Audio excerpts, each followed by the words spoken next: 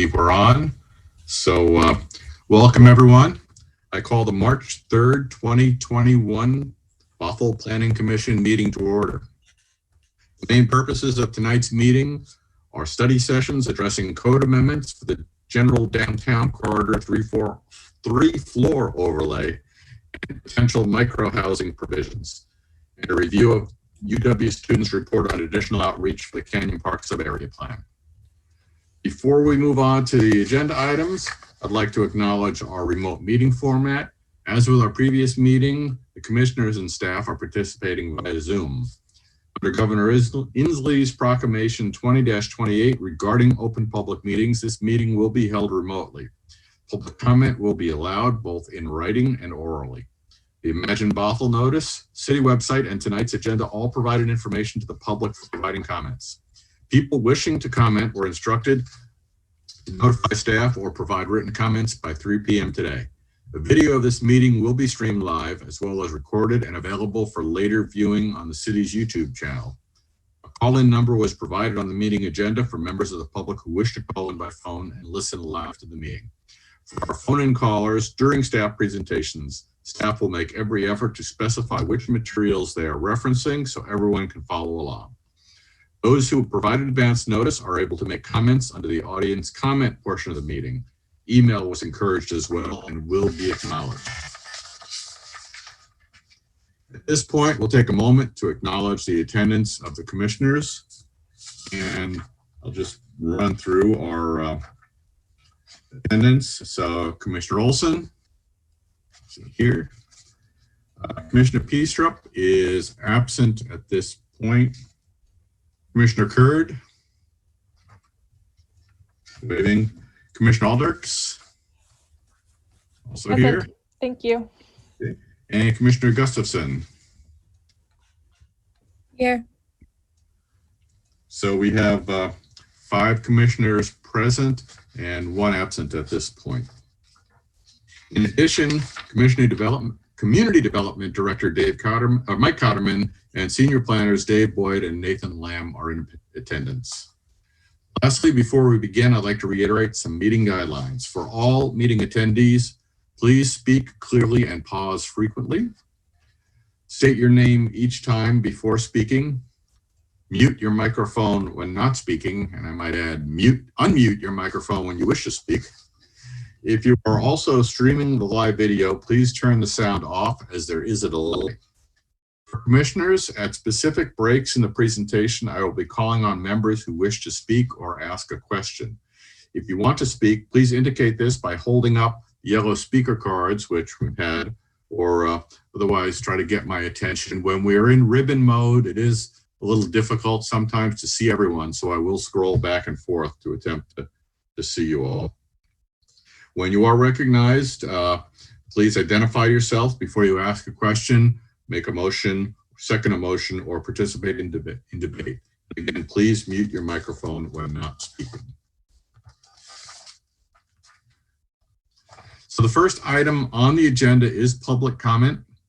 In keeping with Governor Inslee's Emergency Proclamation 20-28 regarding public gatherings and open public meetings, the city has accepted visitor comments in writing as well as accepted sign-up sheets for those who wish to speak at tonight's meeting. Written comments submitted to staff no later than 3 p.m. today were forwarded to all commissioners and are part of the record. Director Cotterman, please let us know if there are any comments received. Yes, Mr. Chair, there was one email that was received earlier today that was forwarded on to the Planning Commission. It was not addressed specifically to the Planning Commission, but it was germane to one of the items on the agenda this evening, and I thought it would be good information for the Commission to have. So you should have received that in your city email boxes today. And I also believe I have one person who had signed up to speak, and I have one other person in the waiting room I'm presuming will also like to speak this evening. I did receive the email, so presumably others did as well. So if you'd like to recognize the individuals who would like to speak. Okay, our first speaker this evening is Bart Flora.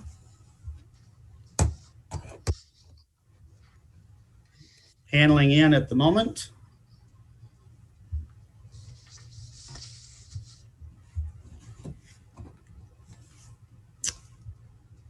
Bart, can you hear me?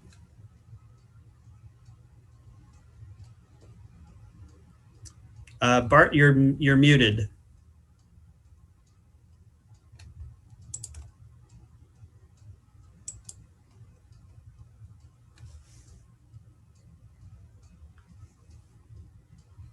Okay, now am I back? Yes, now we've got you. Okay. Okay, so Bart, you have 3 minutes.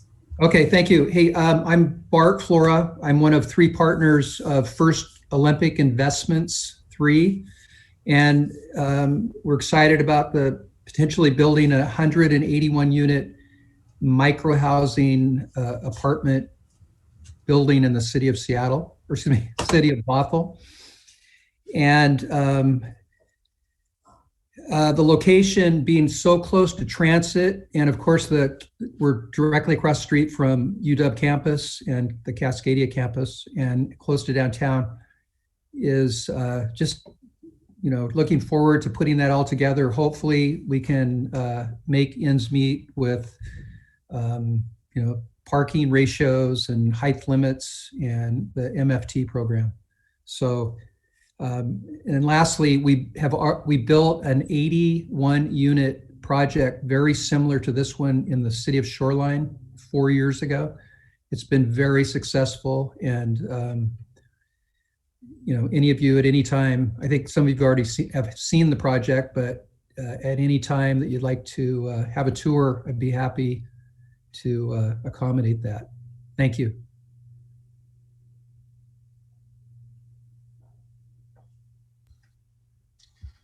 Thank you, Mr. Flora. Any other public wishing to be recognized, Director Cotterman?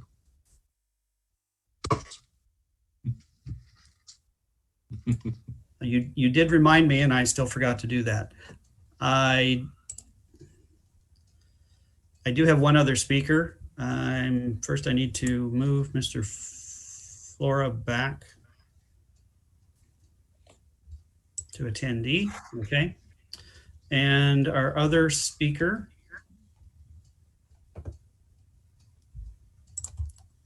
sorry, I'd like to blame it on the computer, but I'm afraid it's probably the operator.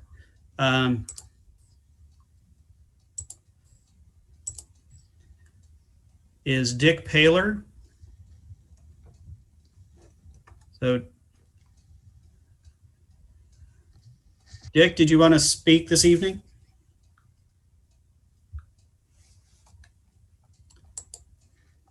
Dick, you need to unmute.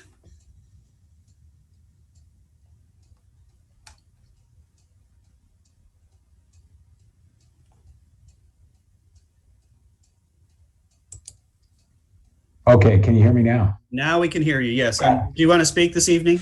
No, I was just going to listen. That's okay. All right, very good. Thank you. I'm going to move you back to the attendee room. Thank you. Those are all the speakers that I had for this evening, Mr. Chair. So that finishes our public comment portion of the agenda. We move on to the approval of the minutes. We have before us the minutes of the previous meeting. I see I have a wrong date in my notes, so I won't read that. So is there a motion to approve? Commissioner Curd. I move to approve the meeting minutes from the February 3rd, 2021 Planning Commission meeting. Is there a second? Commissioner Alders. I second the motion. Okay, it has been moved and seconded to adopt the minutes of the previous meeting. Is there any discussion around those minutes? Seeing no indication of discussion, I'll ask all in favor of approving the minutes, indicate by raising your hand. And we have unanimous consent of those here, and none opposed. So the minutes of the previous meeting are approved. Moving on, new business. Do we have any new business, Director Cotterman? No, Mr. Chair, we have no new business this evening. All right, thank you. So our next 2 items are the study session, and if there are no objections, we'll move the UW students report up first so they can leave if they so desire and not listen to the second portion. And I'm not seeing any objections, so if you'd like to end the students, we'll hear their presentation. Okay, Mr. Chair, so I'm paneling them in. So this evening we have Emma Wilson, Susu Lee, and Joe, I'll apologize ahead of time, I'll probably mess up your last name, Joe Kolodich.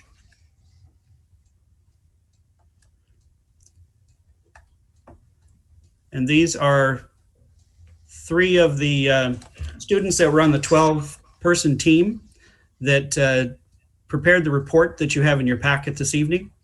So they're not here to do a formal presentation, but they've graciously, because the class has been over for what, over a month and a half, two and a half months now. They've moved on. They're probably doing finals for the next quarter or getting ready to. So we really appreciate them being here this evening. And just here to answer any questions or respond to any comments that the commissioners might have about the report. So with that, in fact, if with the chair's permission, maybe we'd have each of the students just briefly introduce themselves and say a little bit about what their role was in the project. Yes, that sounds good. So welcome Emma, Susu, and Joe. And if you would, as Director Cotterman indicated, introduce yourself, tell us a little bit about your role in the project, and give us any comments you'd like to share. We would love to hear from you. Let's go Emma first, since you're on the left on my screen. Sounds good. Hi, everyone. Thanks for having us here this evening. My internet has been all over the place today, as people in my class can attest. I completely stopped in the middle of my presentation earlier, so just let me know if that happens.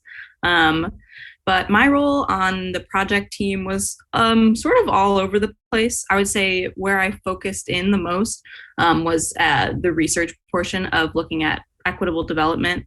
I worked with Joe a lot on that portion, but we also did a lot of outreach together too, and just like doing first contact with businesses and doing a lot of the work on the sort of survey that we ended up sending out to the businesses. So we took a really collaborative approach to the project. We loved working together on everything, especially with like the very little together time we get as a cohort major right now. So we kind of all worked on a little bit of everything, but I worked mostly in the equitable commercial development research section of the project.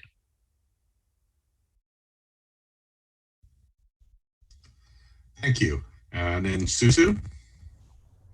Hi, thank you for having us again. And my name is Susu, and I mostly focused on the community engagement and outreach portion. And so like Emma just said, as an entire group, we went out to Bothell like once or twice into the two areas and connected with as many businesses as we could. But then I also did more work with just researching on the kinds of like effective community engagement strategies and just synthesizing how the experience was like engaging with the community members, especially in like during this time of a pandemic. And so if you have any questions about that experience, you can definitely direct them towards me.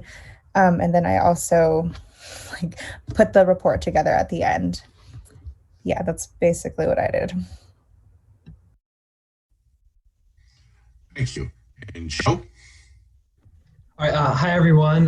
Yeah, my name is Joe, and kind of similar to what Emma and Susu were saying, just we all kind of worked on all different parts of the project, but specifically I focused on the research side of things, mainly on like the NGOs and quasi-governmental agencies section of the report, looking at like different examples from around the Puget Sound area. But yeah, that's pretty much it. Thanks again for having us today.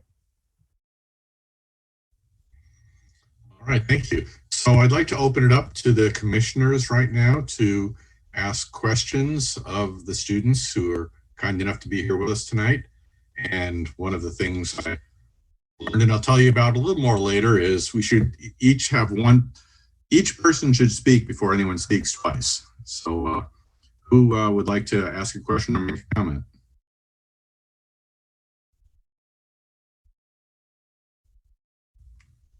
Come on. Commissioner Curd. I'll go first. Hey, thank you so much for your work on this great document. It's really helpful to see everything laid out, and I know this is the culmination of many hours of teamwork and project work, so thank you. I wanted to commend you on how many places you visited. It was surprising to me to see how many different, cultural anchors and just resources are there right now, kind of spread across 2 main sections of the Canyon Park area. My question is about engagement during COVID. So Susu, this might be directed towards you, but I was wondering about community gathering spaces. You mentioned that there are a lot of resources for shopping and dining together. What about community gathering? And during COVID, did you hear a lot about how that changed?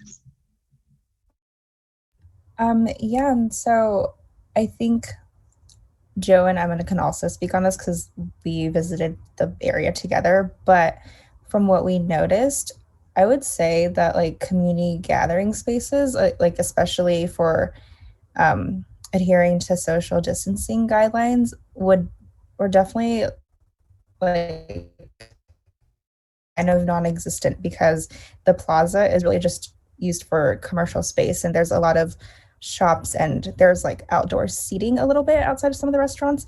But as far as like a nice kind of like quad area or a hub, we didn't really see much of that. And once you step outside of the plaza too, it's just like right next to a pretty busy road. And when we were walking around, we also just noticed that like besides the sidewalk, there's just not a lot of room for kind of pedestrian and like normal civilians, like not inside of a vehicle, to be able to hang out. And so we definitely saw like very little people walking around besides us during the time, which is like understandable. And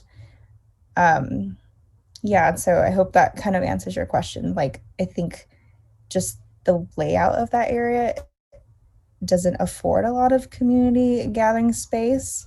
But like there is still some outdoor seating, but still pretty limited.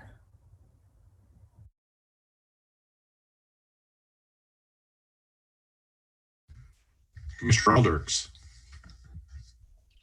Thank you, Chair, and students. Thank you for the presentation and just how it got pulled together visually. I really want to commend you on that. Great content too, and it was really well organized.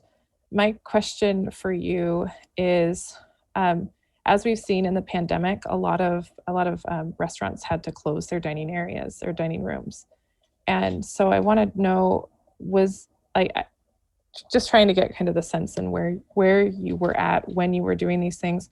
Were many of the dining rooms closed in the restaurants that you visited, and how did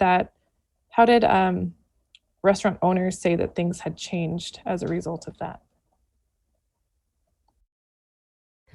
I can answer that again, because it's funny, because after one of our outreach times that we were there, a few of us got takeout together at one of the restaurants. And so from that experience, that particular like teriyaki shop, they still had like one table inside that I think would be able, like, was like allowed for seating, but every other place that we like peered into, it was just like there's like no seating, and there's like really no seating outside either. Like some stores would have like a table and then like one or two chairs, and so like me and my peers, we sat at one of the tables outside because we just felt that was safer.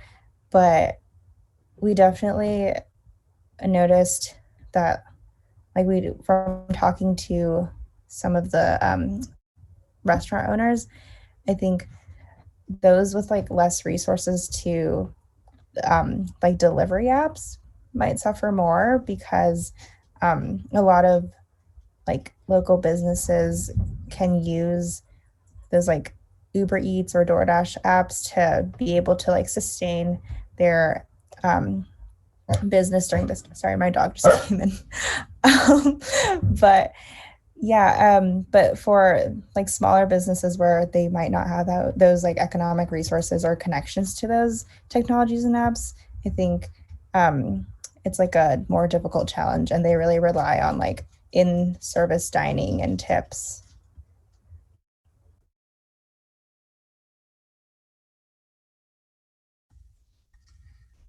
Thank you. Other commissioner questions, comments? Commissioner Gustafson. Hi, Sarah Gustafson here, and want to thank you, Susu, Joe, and Emma, and the whole team. This is great. I couldn't have even imagined this when we first started talking about it, so it's really wonderful to see. I really want to thank you not only for doing research on Thrasher's Corner, but also doing research in Canyon Park Place, putting that all together. And I think there were two takeaways. I think somebody from Viva Jalisco said that he wasn't even sure that the Canyon Park plan was coming. So you just did a great service in doing community outreach on the ground. So that was great. And then my question was, one of the things that we were hoping to use this research to do was to help us shape the incentives that we would offer for new developers in the area. And I was hoping you might be able to give some insight on how to prioritize some of the things that we've been talking about. And Michael, I might ask you to help me remember what we were discussing. But some of the incentives that we were trying to prioritize were: 1, green building, solar panels and the like; 2, affordable housing; 3, affordable commercial space. So my question is, 1, of all the incentives, which would you focus on? And 2, if you have any details about the affordable commercial space, that would be great. Yeah, I can start off. Y'all have been really choppy, so again, I apologize if I cut out. And Joe, feel free to jump in after I'm done. But I think one of the greatest resources that we found, although a nonprofit, was like the information that we found from Prosper Portland. All of the resources that they provided online were super helpful, and honestly was one of the only examples of like FAR bonuses that we could find for commercial for businesses rather than for affordable housing. Was like one of the only examples that we could find that was actually working in progress, like on like actually in use and not just in a research paper. So that was and I believe Rachel passed on a contact at Prosper Portland to Michael. If not, it exists in an email somewhere that I can find. But so I thought for me that the FAR bonus idea was a really interesting idea for equitable commercial development.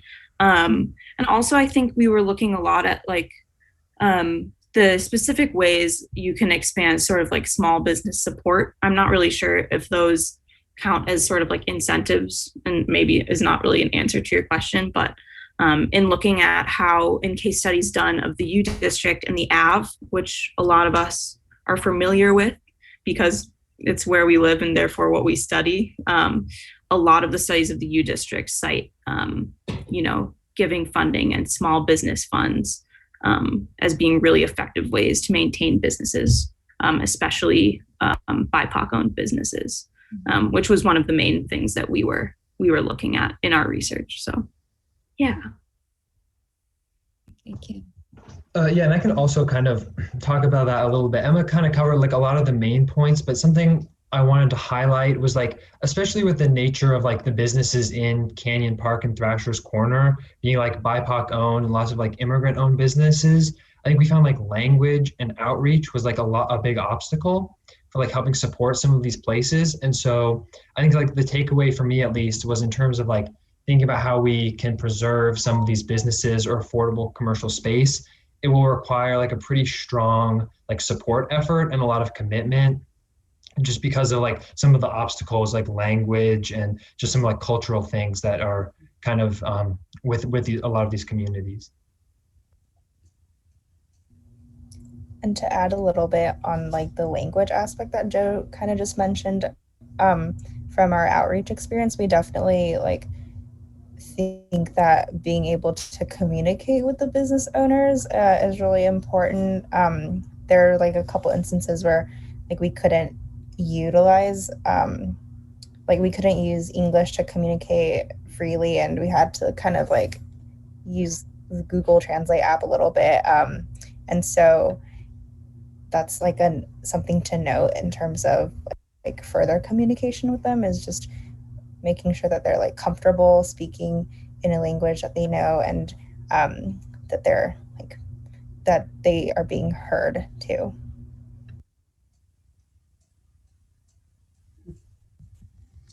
And sorry, Mr. Chair. I was just going to add that this is timely because your next meeting is when we're coming back to you to reinitiate the conversation about the bonus incentive program. So this is very helpful information. And Nathan is doing some follow-up research on the Prosper Portland connection. And he's being from that area, he's also somewhat familiar. I don't know how familiar, I don't want to put him on the spot, but one of the things that we're going to be looking at is the scalability. As Emma mentioned, there aren't a lot of examples out there, and Prosper Portland it's a much larger organization, more resources available. So we're going to be looking at in terms of how can we scale that to something that we can reasonably accomplish in Bothell. But it's all very helpful information.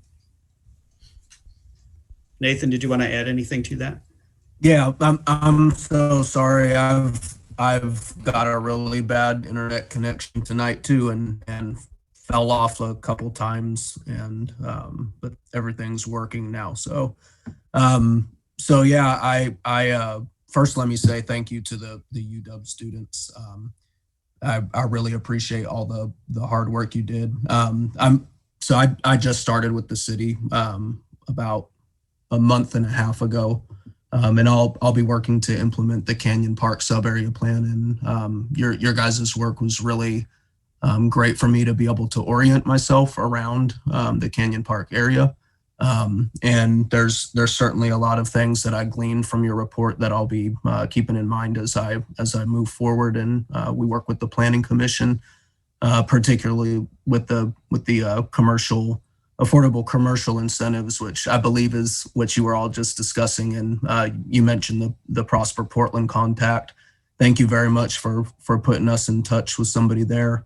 I'm going to date myself, or age myself. So I actually was working with Prosper Portland contacts when they were the PDC back in probably 2013 or 2012. So I'm a little bit familiar, but like Michael mentioned, they've got a lot of resources, and they've been working with community-based organizations and NGOs and on public-private partnerships for a long time. So yeah, that's going to be a very good resource for us.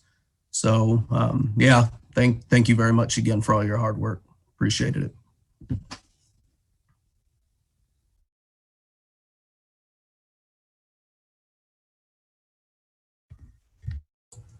Mr. Chair, you're on mute. Yeah, I hit it twice, muted, unmuted, and remuted. I just love the fact I get to say that back to you. Yes, Commissioner Olson. Thank you, Chair. Thank you Emma and Susu and Joe, for your great presentation. This is such exciting work. We're all so glad to have it, and glad to have you here at the meeting. We really appreciate you taking the time to come out. Well, not really come out, but you know what I mean. So I wanted to ask, this is a little tangential, but when you were speaking to business owners, did anybody express a preference for coming to see them in person versus like US mail or email? Like, did anyone have a preference? And then also, I guess, did any of that correlate with any sort of communication issues you may have had, to tack on to the last one? Thank you. I would say that, well, there were like generally, I think we found it to be most effective to connect with people in person, because first, like there is like a slight language barrier for some people, and I think some people also might not be as familiar with like certain technologies. Like we created a Google form and passed out flyers for people to kind of reference and access the link through, but we were only able to get like very few responses. And I think like several factors is like the technology might not be like as familiar for some people. And I also think that with the current like situation that many people are in, like the added stress factor of having to like do another thing might also be a factor of like, you know, like having to do a survey that you're not really sure what it's like used for, can be something that like is not within people's bandwidths at the moment. And so we really honestly found that like through conversation, we got the most beneficial information, and we're able to kind of see like just how much the business owners like valued that small bit of interaction too with like our group members, because it like, you know, helped them feel like more part of the community. And so I would recommend like further engagement practices to like, if possible, be more with like in person, trying to like really establish some type of like relationship, because I think also we found that some people were a little wary of the name like City of Bothell. Like it can sound a little daunting, you know, when you're just like a small business owner, and they might get the kind of wrong impression from a flyer or from like a scary mail. And so we think that like having conversations is really important. Yeah, just to add a little bit on, I would say like, especially just making first contact in person was really important for us. And we had other groups in our cohort also do sort of like first contact in person, but then ask to follow up with a phone call interview, which I think is also a better tactic than the Google form in hindsight, just because the Google form can seem daunting. And it's like, oh, you can see that this form is 20 questions long and I don't want to do this right now and type up my responses, but having a quick phone call maybe would seem a little less like that. So I think definitely I agree with Susu, like any time where a conversation can be had, I think was more effective for us personally. Oh, and then the added, I forgot to like mention with the communication question, I think definitely there are some businesses where owners only spoke like Cantonese or Mandarin. And so we did have like a Mandarin flyer, but I think being able to like hold conversations in like a different language for the business owners will be also like a helpful way to go about engagement. Thank you very much. I know at one point I had a follow-up conversation with the students while they were working on the outreach portion of this. And after their initial contact with the survey, I think they were a little disappointed, maybe frustrated on the low response rate. And I explained that's a good learning experience because that's the same thing that we face all the time in trying to get public engagement. And they had the added challenge of COVID language, limitations on contact. So I think all in all, it was still, a very good effort and very worthwhile effort. And even though there weren't a lot of responses, I think the responses that we did get and the contacts they did make are going to help us moving forward. So thank you for that. We appreciate that. Commissioner Alderks. Thank you, Chair. Jenny Alderks here. My question to you is, how connected did these anchor businesses feel to the greater Bothell business community, and particularly the Bothell Chamber of Commerce? Is that something that anybody had mentioned, having connections there? I think generally, it's hard for us to answer that because we weren't able to really make full connections and conversations and get to that point. But from what we gleaned, it seemed like there's very little, a very limited relationship. And it's not really close. And there are also one business owner that we did talk to didn't live in the city of Bothell. And so I think when someone's just operating a business, there's less of a connection to that particular place, and it might just be very just a very business relationship with the Chamber of Commerce. And so I think that might be a question to further explore in future engagement processes. Yeah, I'm not super sure about specifically the Chamber of Commerce, but I know just generally when making first contact, we did try to ask, sort of just about relationships with the city generally. And I would say most people were just sort of either were saying that they didn't have much of a relationship, or they knew vaguely of sort of the upcoming plan that was going on, but hadn't really engaged more with any of the events or forums that were happening online, which is also probably a product of the pandemic and limited communications and not, limited technology as well. So. Yeah, and I can add just a little bit. I just remember when we did the first outreach, I think some of the restaurant owners we talked to had been there for a long time and kind of said they didn't have really a relationship kind of developed with the city. And then another person, I think a representative from one of the mosques near Bothell, worked with us on the project. And he highlighted how a lot of these communities really have sort of negative associations with government and communication with government. And so they can be a little bit hesitant or resistant to getting outreach from, like we said before, the city of Bothell or a Bothell Chamber of Commerce.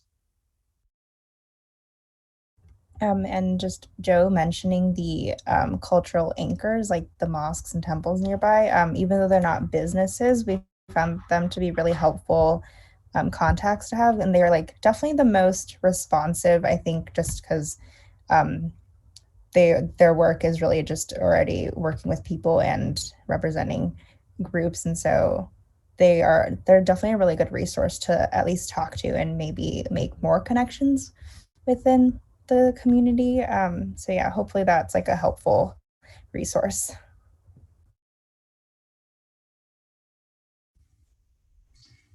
Thank you. Other commissioners, questions, comments?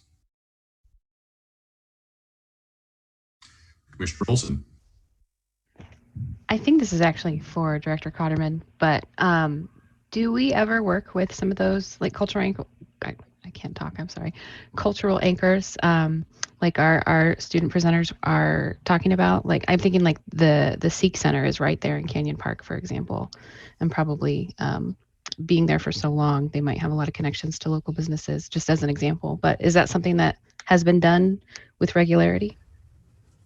I would say not with regularity. We have had some contact. I know I personally have had contact with representatives from the Islamic Center of Bothell,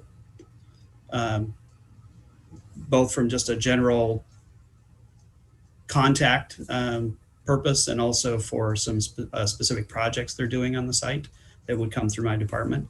I don't know what other contacts have been made from other departments with some of the other cultural anchors that we've talked about. But I agree with the students. I think that's a great way for us to start making more inroads into those communities and help to develop those relationships.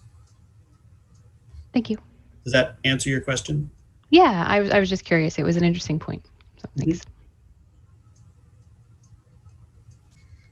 Commissioner Gustafson. Thank you, Sarah Gustafson here. To follow up on Commissioner Olson's question and put a question to both the planners and the students, what kind of information transfer can you do right now to see if some of the relationship that the students built and that trust can be somehow transferred to the city so that the work that they did can nurture this going forward? Mm-hmm. That's a great question, Commissioner Gustafson. I guess I would put it in the context of, I think they've made initial contact with some of these. I'm not sure, and they may disagree with me, and that's fine if you do, that I would characterize it as a relationship at this point. But I think that initial contact gives us an inroad to follow up and say, hey, you talk to the students who are doing this project for the city. We'd like to continue to have a conversation with you about the implementation as we work on that. As Nathan was mentioning, we're going to be working on the implementation, and we can build on that contact and develop a relationship. But that will take time. That will develop over time. And I think it's a good way to start.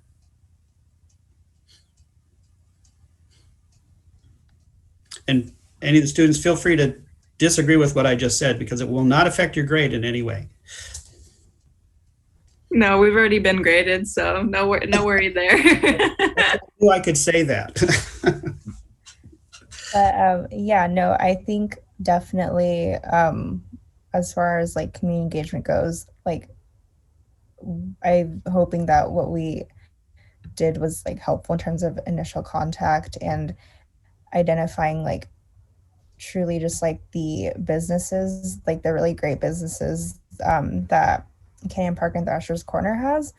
And really like it could be really helpful to start like the next process with reconnecting with the cultural anchor representatives, because I know like most of them that we were able to talk to were pretty eager to like speak to us as well. And so I think they really are happy to have the opportunity to be able to like start synthesizing their like community members with the more like municipal aspect of the city.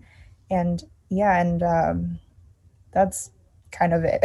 I think like it was like a really good opportunity to be able to talk to people and like encourage relationships. I had one quick follow-up on that, Susu. I remember, if I remember correctly from the report, there was one church, I want to say community church, that was more your contact for the Korean community, and you had not heard back from them when the report was issued. Did you ever get any information back from them or a contact? No, so I think our group member who did the emails for that, he said that the Korean church, like their website and everything was in Korean, and we didn't have anyone who like spoke or read Korean. And so I think that was like the hindering factor, was just the like language barrier there. And but I'm sure like if we're able to work around that, like it'd be possible to reach out to I think it was like a pastor. Yeah, I'm sure like we'd be able to reach out to the pastor again. And maybe like if the churches are reopening a little bit, it might be a good opportunity to like try in-person contact if that's possible. Mm-hmm. Okay, thank you. Commissioners, to see Commissioner Alders. Yes. Thank you, Chair. Jenny Alders again here. Based on the contact that you did make, and knowing just historically the distrust that might exist between business owners and a municipality, do you think that any of the locations that you contacted are more open to being contacted by the city after you've been able to have the interactions with them that you have? Would you have, like, is the city, obviously, it sounds like from Director Cotterman, will plans on and following up with them and trying to continue to build those relationships, but is this, do you feel like there were any particular interactions that point to either challenges in that or future success that could be built on? There was one response to our survey that I think mentioned in the report that kind of was just blatantly saying like, oh, I don't really wish to like further contact. I'm not sure if that was like more directed towards like the students, like, oh, I don't really want to be part of like this project, or that was just in general. But I would say like for the most part, I think that they're open to contact, but I think the most like important aspect would be to kind of like have someone who like speaks their language, especially for the BIPOC businesses and like immigrant businesses who aren't as like who might not feel as comfortable speaking in English, especially with like such a heavy topic. And so I think that would really help create, like, start the relationship going further. And we did have a student who was able to like connect with not a business owner, but an employee. And they had like a good banter about the employee's like racial identity and like ethnicity. And so from that experience, I think we learned a couple things, that like one aspect could just be also expanding the contact to like employees who are working in these specific stores, because they might see more of the day-to-day changes in like daily business flow, and also having the opportunity to like expand the relationship so that it's sometimes like a little bit more personal, like being able to connect with them on like a more personal level will also help. And that might begin with this like addressing the language barrier. Hopefully that kind of answers your question. I would also note that Jeannie Ash, our economic development manager, had contact with some of the businesses beforehand, and I think has done some follow-up. Now, I don't know how much, and I don't want to overstate that. But she was able to provide the students with some businesses and contact information. Likewise, they found additional ones and provided that information to Jeannie. So it was a good collaborative effort there. So we were able to build a bigger list than we had before.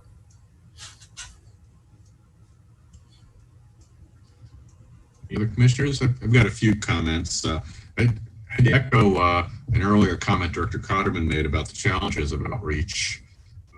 We have our planning commission meetings Wednesday nights at 6, and that just doesn't fit with some people's lifestyles. So getting that feedback would be a challenge for us. Likewise, moving meetings out has different legal challenges as far as public notice and Open Public Meetings Act. So connecting government to businesses is challenging under the best of circumstances. COVID has made it that much more difficult for you guys. And then with communities that have cultural and language challenges, it's even more so. So congratulations on the work you did. This outreach is an interest to the commission, and we're very thankful that you did the work, and we will be relying on reviewing it further. I think it's a resource both from a policy standpoint And as Dr. Cotterman said, as the city looks to do further outreach. And I might also say, heck, we can use it as a directory for some places to visit now that we see some different places of interest we didn't know were there. So thank you for that as well. Any other comments or questions before we bring this item to a close? Mr. Chair? Yes. I've told the students this before, but for the public record, I also wanted to also extend my gratitude and appreciation for all your hard work on this. Just for the commission's information, this was a class project, one of several that the class took on. So this group took on this particular project. It's a 10-week course. I think they didn't get started until probably 2 or 3 weeks into the quarter. So they had maybe 7 weeks to do this on top of everything else they were working on. So it was a tremendous amount of effort. Again, with a lot of challenges above and beyond what normal classwork requires. So we just really appreciate it and want you to know how much value there is in that report and all the work that you did. So I hope it was a good learning experience for all of you. That was part of the purpose of this. The other purpose was for the city to get some very good, useful information and help going forward, which we got out of it. So again, thank you very much and good luck in all your future studies and graduation, if that's anywhere near on the horizon for you. Thank you so much. I think the whole team could agree that this was a really amazing experience. And yes, we're all graduating next quarter. So yay. Excellent. Congratulations. Thank you. Yeah, this was like a really good opportunity. Yeah. This is a really great opportunity and we were really happy to like help. Hopefully everything we did was somewhat helpful because we were limited in time, but it was really fun. We had a lot of fun together too. So it wasn't all work. Well, and if you need a reference or any advice on grad school or job seeking, let me know. Been there, done that. Well, thank you all. Thanks. Have a good night. Thank you. Feel free to tune out. Thank you. So we would move on to our next study session item, the amendments to the general downtown corridor 3-floor overlay and potential microhousing provision amendments. So just one quick item, Mr. Chair, if I could. We're coming up on an hour. This item will probably take a little bit of discussion, I'm presuming. So I don't know if the commission would like to take a break at this time or take a break at some point a little further into the presentation. Well, let's break now so that we can go through the presentation without interruption. Okay. So I've got 6:54, 10-minute break, so about 5 after. Okay. Thanks. So we'll see you all in about 10 minutes.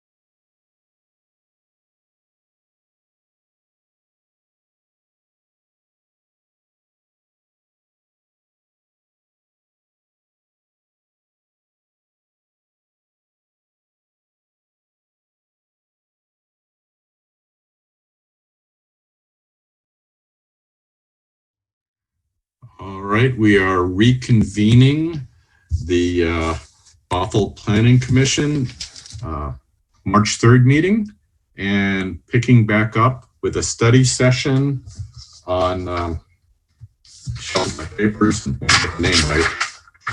Study session on code amendments for the general downtown corridor 3-floor overlay and potential micro-housing provisions. So with that, I think we have a staff presentation. Yes, thank you. I'm going to share my screen here and dive into the presentation.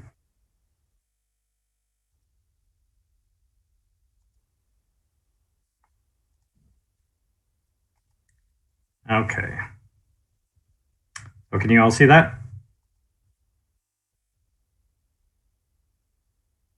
I'm not hearing you, so I'm gonna proceed. You got several thumbs Thank up. you. People can see it. Okay. These are focused on the general downtown corridor 3-floor overlay, and I'm going to jump straight to the slide that puts that in context. For the end of the downtown planning process, well, actually, all through the downtown planning process, there was a fair amount of feedback on the impacts to surrounding neighborhoods. And toward the end of the process,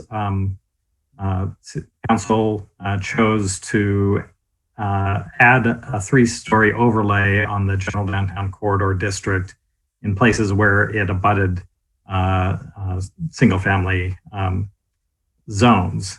So all of the area in the light blue with white cross-hatching here that extends from the village at Beardsley at the northeast end of Beardsley Boulevard down to Ross Road and 185th, and then another area off of Valley View and Circle Drive that abuts the Sunrise Valley View neighborhood.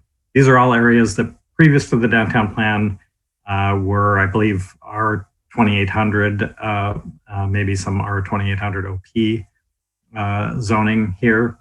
So that 3-story overlay has been in place since the downtown plan was adopted in 2009.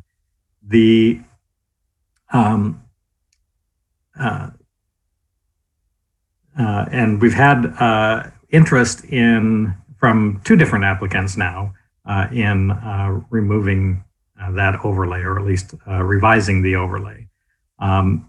First of all, the developer for the Beardsley South townhomes up adjacent to the Villas at Beardsley project initially applied for this code amendment, but later decided to proceed with 3-story townhome development, which is well underway, actually getting close to completion now.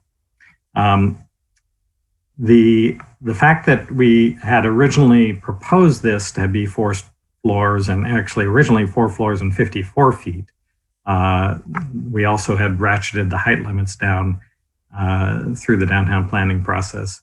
But when we did the environmental impact statement, the planned action environmental impact study, we did study the impacts of the originally proposed 4 stories and 54 feet. So removing the 3-floor overlay doesn't constitute a rezone. It doesn't require an amendment to the downtown sub-area plan, the comprehensive plan portion. And so this is strictly a code amendment. The current applicant, and you heard earlier from Bart Flora of First Olympic Investments, and they are looking at the 2 parcels where the red star is there. So just southwest of the Beardsley building, the medical dental building that's also housing some UW Bothell offices on the northwest side of Beardsley. The yellow dot is the current campus transit center, and the green dot is where the proposed Sound Transit Bus Rapid Transit station will be, the new station as well, and that will serve other local lines as well. So the purpose of tonight's meeting is to introduce this application. The application itself is in your packet, and to provide some preliminary analysis that we've done. And we're joined tonight by Mike Stanger of Arch. So he's going to be helping us with the affordable housing provisions. And we're looking for commission feedback on the extent of the revised overlay, the affordable housing provisions, including parking reductions, and the microhousing issues, which may be a little less of an issue as we move into this, and I'll get into that later. The red vertical line here is the extent of the downtown sub-area prior to the downtown plan. When we did the downtown plan, we decided that the campus really needed to be part of the downtown sub-area. So we captured all of a section of the North Creek sub-area that used to be in the North Creek sub-area and incorporated it into the downtown sub-area. Prior to the downtown plan, there was a separate planning effort to look at what they called the campus corridor, this area along Beardsley. And the original proposal for the downtown plan was to just replace that with the new form-based code for the general downtown corridor. But there was interest on council among council members who had worked on those rezones to preserve some piece of that.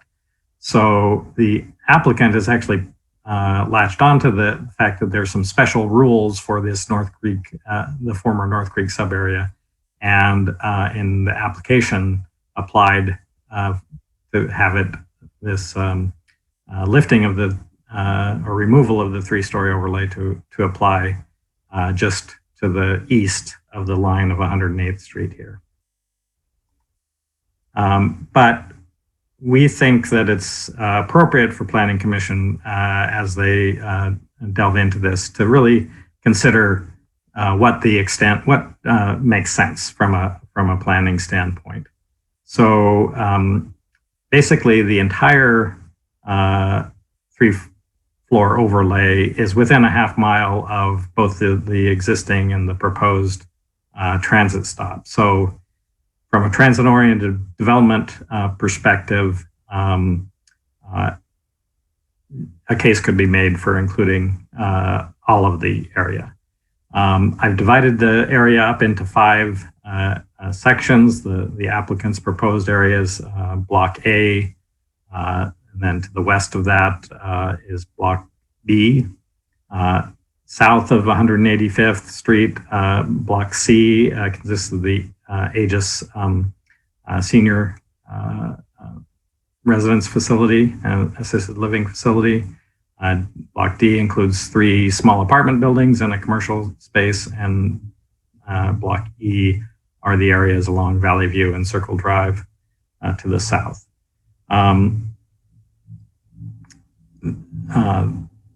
All of these areas, again, were studied in the downtown planned action environmental impact statement. So the infrastructure is there to support 4 stories in all of these areas.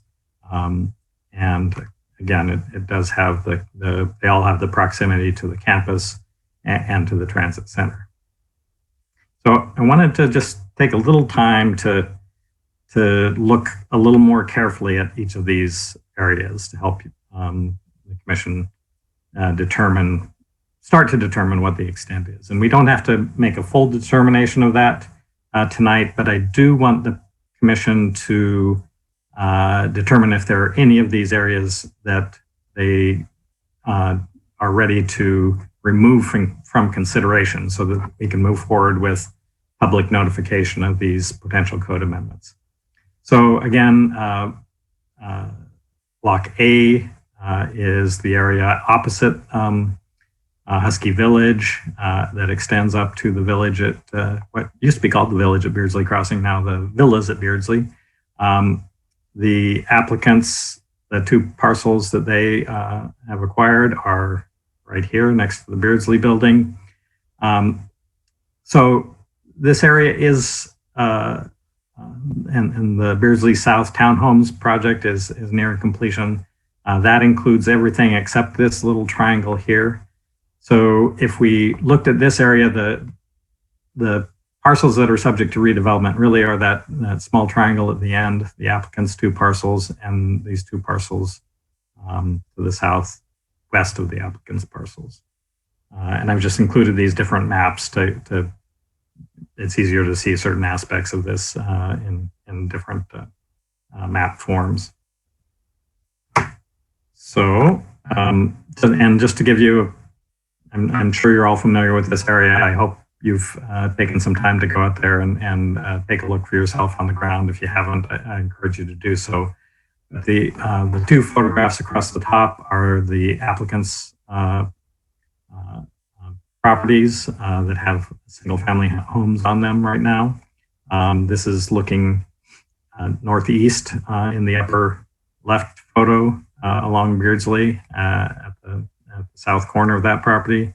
And in the upper right is looking southwest from the far end of that property. So you can see there's a retaining wall at the north side that tapers down to an at-grade access at the south.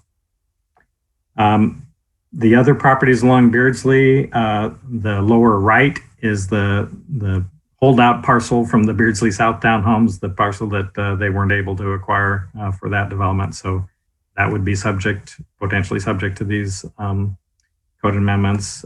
There's a large lot in the middle, a single family home on the just to the southwest of the applicant's properties, and then another fairly large lot with an adult family home to the southwest of that.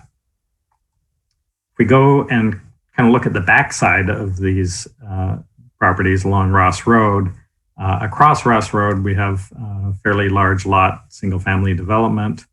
And then immediately adjacent to the applicant's properties is a relatively new single family development. It was developed after the downtown plan, and they did not take advantage of the GDC zoning, even the 3-story. They could have done a much denser townhome development, but they chose to develop that as a small subdivision. So this property does abut single-family development, but it's not a single-family zone. So they're not subject to some special setback rules that I'll describe in a little bit. Okay, Block B is just to the southwest of Block A, and it includes the downtown fire station, the Campus View Apartments, which actually has served as interim housing or temporary housing for campus students.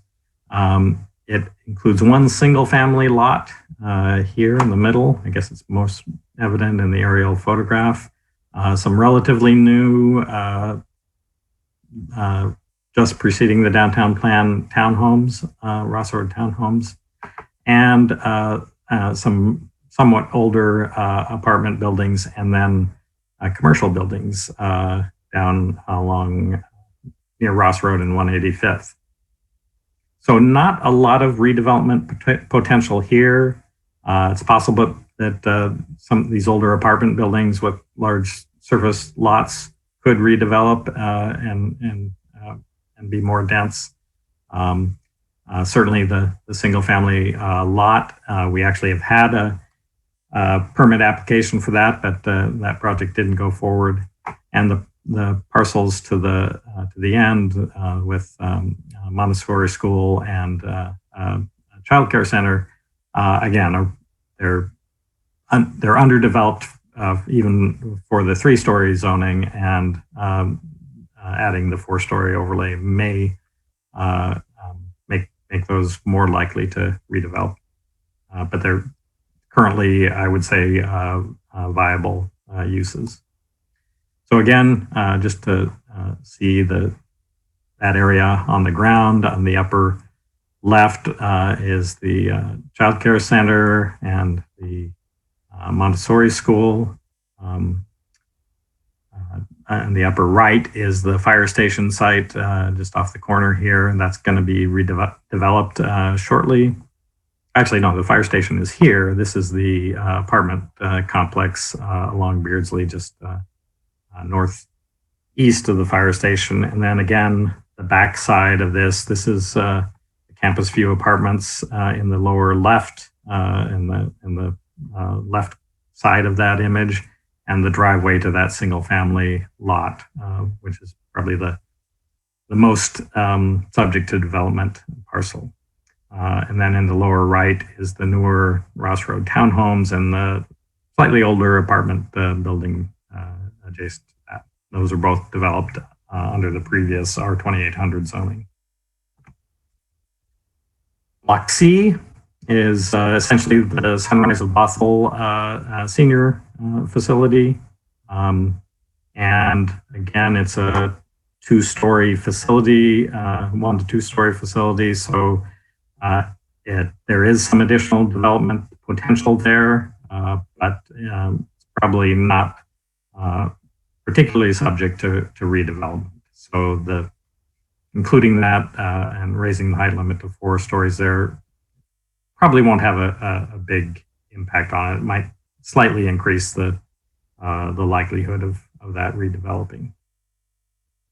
And here, there's really just one relevant shot. That's the view from 185th to the Sunrise Bothell Center. Block D is this area with 3 2-story apartment buildings and 1 single-story commercial building along Beardsley Boulevard. This is an area that's going to be somewhat impacted by the construction of the new transit street along 185th, turning onto Beardsley.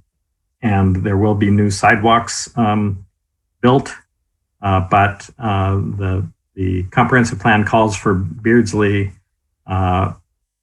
northeast of 185th to be a 5-lane section, and we will not achieve that with the Sound Transit project. That'll have to wait for redevelopment of these properties when we can get dedication and frontage improvements done through the redevelopment. This area does abut directly onto the Sunrise Valley View single-family neighborhood behind the trees here. So it's pretty well buffered and would be under new development, as I'll explain some of the special setback and buffering requirements. And then Block E, the area down along Valley View and Circle Drive, it currently has condominium developments on 2 corners of Valley View and 108th. And then it has 3 or 4 lots that are single family and duplex developments. And again, those are in this middle picture. On the right, I think the duplex is the building on the left. These are all currently zoned for more intense development, but again, they're according to King County assessors, their highest and best use as developed is what they are. And the upper photo shows the 2 condominium projects that flank Valley View, and then there is a slight discrepancy in the mapping. What you'll see in the downtown plan that shows this area coming down to SR 522, and there is a lot here that does extend to 522. And our COB map shows the 522 zoning extending all the way along 522, and it splits this lot. That's something that we need to address and resolve, do a little research to make sure exactly what the latest adopted ordinance showed for that. And so this, if we do consider the amendments for this area, removing the 3-story overlay in this area, we could address that. Otherwise, it'll probably be part of our housekeeping amendments for this year. And then the lower left photo there is just the view of that parcel from 522. Otherwise, there's probably not a lot of development potential there. And in the, as you read, if you did receive the email with the comment letter, it did raise some concerns about having more dense development there in what is essentially has the feel of a single family neighborhood. Dave, yes. Before you go on, this might be a good place to stop and see if there are any questions about anything so far. I just want to touch on one thing, and then I was going to open it up for questions. Okay. So related to which of these areas you want to consider for raising the height limit, I wanted to, I touched on earlier the special setback requirements. There's two that apply here. One is that there's a required 29-foot setback from adjacent single-family zones, which is shown here, if they directly abut, and 24 feet of that it has to be type 2 landscape buffer, which I've illustrated here. In addition, there's an upper level setback that limits the height up against single family zones to 3 floors for a depth of 65 feet. That also applies in situations where it abuts single family or where there's single family zoning across the street. So this would apply to Ross Road, that there's no special setback. The setback could be as little as I think 5 or 10 feet, but the upper level setback does apply. So as you're looking at the areas to include, I wanted you to be aware of that. And for the next round, if we start narrowing this down, I'll also create some exhibits that show the full depth of both of those setbacks. So with that, I would like to open it up for feedback on, first of all, are there any of these areas, these 5 areas, that the commission thinks should be taken out of consideration at this point and before we move forward with public noticing? And then second, any feedback on which areas to include for further study. And again, we don't need to make a final decision now. If commission isn't ready to rule out any of these areas at this point, we'll just go ahead and do noticing to a 500-foot radius around all of the areas. And then finally, any additional analysis that you would like to see just about this issue of the extent of the amendments.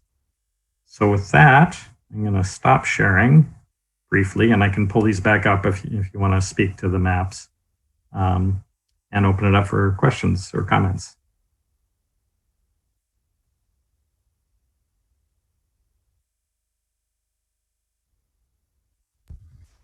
Commissioner Aldrich, and then Commissioner Olson. Thank you, Chair. Jenny Aldrich here.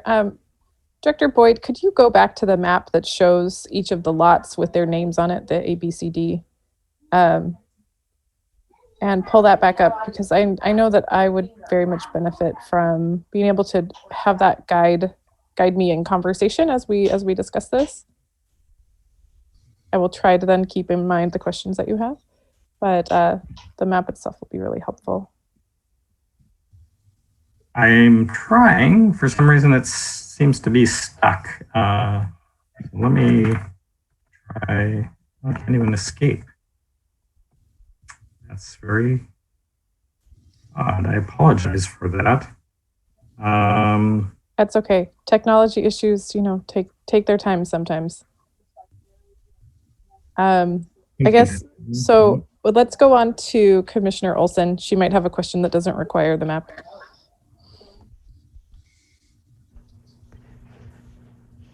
I'm going to take that. I was waiting for Kevin, but for the chair, but I'm Go right ahead. going to go for it. I was Thanks for the presentation. screen flashing.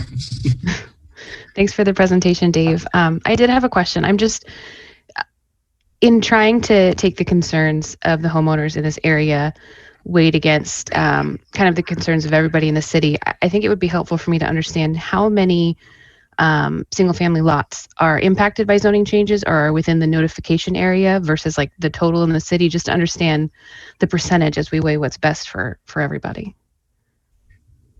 So you're asking how many would be in the notification area? What percentage of the total city that would be? Yeah, just abstractly for the number of, single family homes in the city versus how many would be subject to this new zoning versus how many are in the notification area. So they may be, their lot won't be changed, the zoning won't be changed, but it might be in their backyard or, that kind of stuff. Yeah.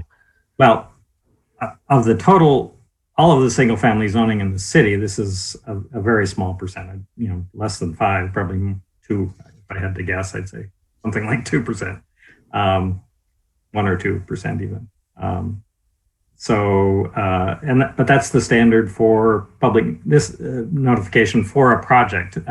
We don't always do notification for an area-wide rezone, but this one is specific. It's a specific enough area that we thought it was appropriate to do the notification. And in addition to the 500-foot radius, a project sign would be placed on the property or in the area. And in this case, since if we did go forward with consideration of block E, since that's isn't contiguous with the other blocks, we'd do 2 project signs, 1 in each of those areas.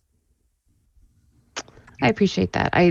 I've seen sort of historical older council meetings where this has come up and planning commission meetings where just these areas have come up. And I just want to make sure I'm considering everybody in this, the whole city, because it's easy to be very moved by very emotional and sort of sincere testimony from folks who are in an area. And we want to take that into consideration. But I also want to make sure we don't focus on just the loud folks when there's lots of people.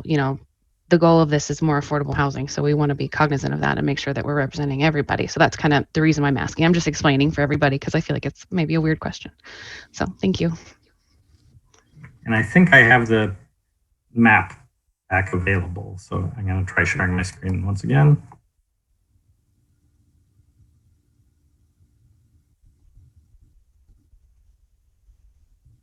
Okay. So I believe Commissioner Aldrichs had questions about the map. Yes, Commissioner Aldrichs, would you like to proceed? Yes, thank you. Jenny Aldrichs here. So to kind of echo Commissioner Golson's question, how many single family houses are currently proposed to be redeveloped in this zone? Well, I would say 2 if you count the applicants, 2, 3 if you count the one that we have had a permit application in block B. I'm not aware of any other applications or even inquiries about redevelopment in the area. So this would just raise the height limit in some portion of this area, and then it would be up to those property owners to determine whether they wanted to redevelop based on that increased capacity. Okay, thank you. I have more questions, but I'd like to hear from other commissioners so they can ask theirs as well. Okay, so scrolling back and forth. Whoops.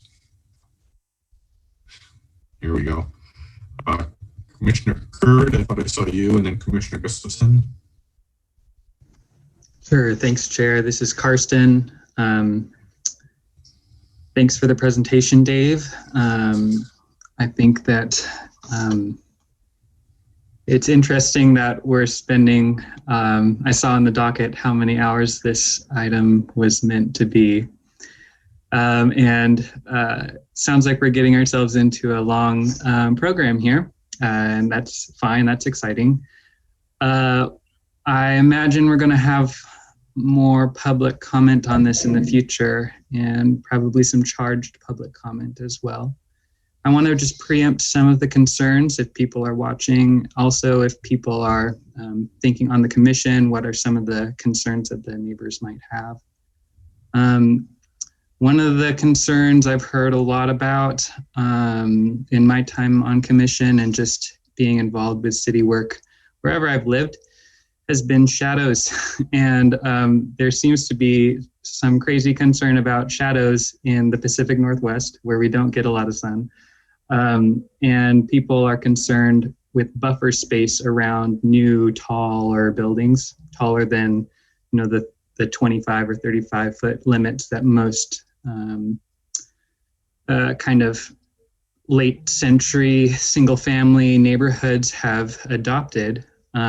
With this planned EIS, or the EIS that was done already, or the action ordinance that was done, it's my interpretation that all of the requirements about increasing the height restriction for 10 additional feet is already in place. So really these are more just wondering about how we can fine tune the building height restrictions. Is that kind of on the same line of thinking? Am I thinking about this in the right frame?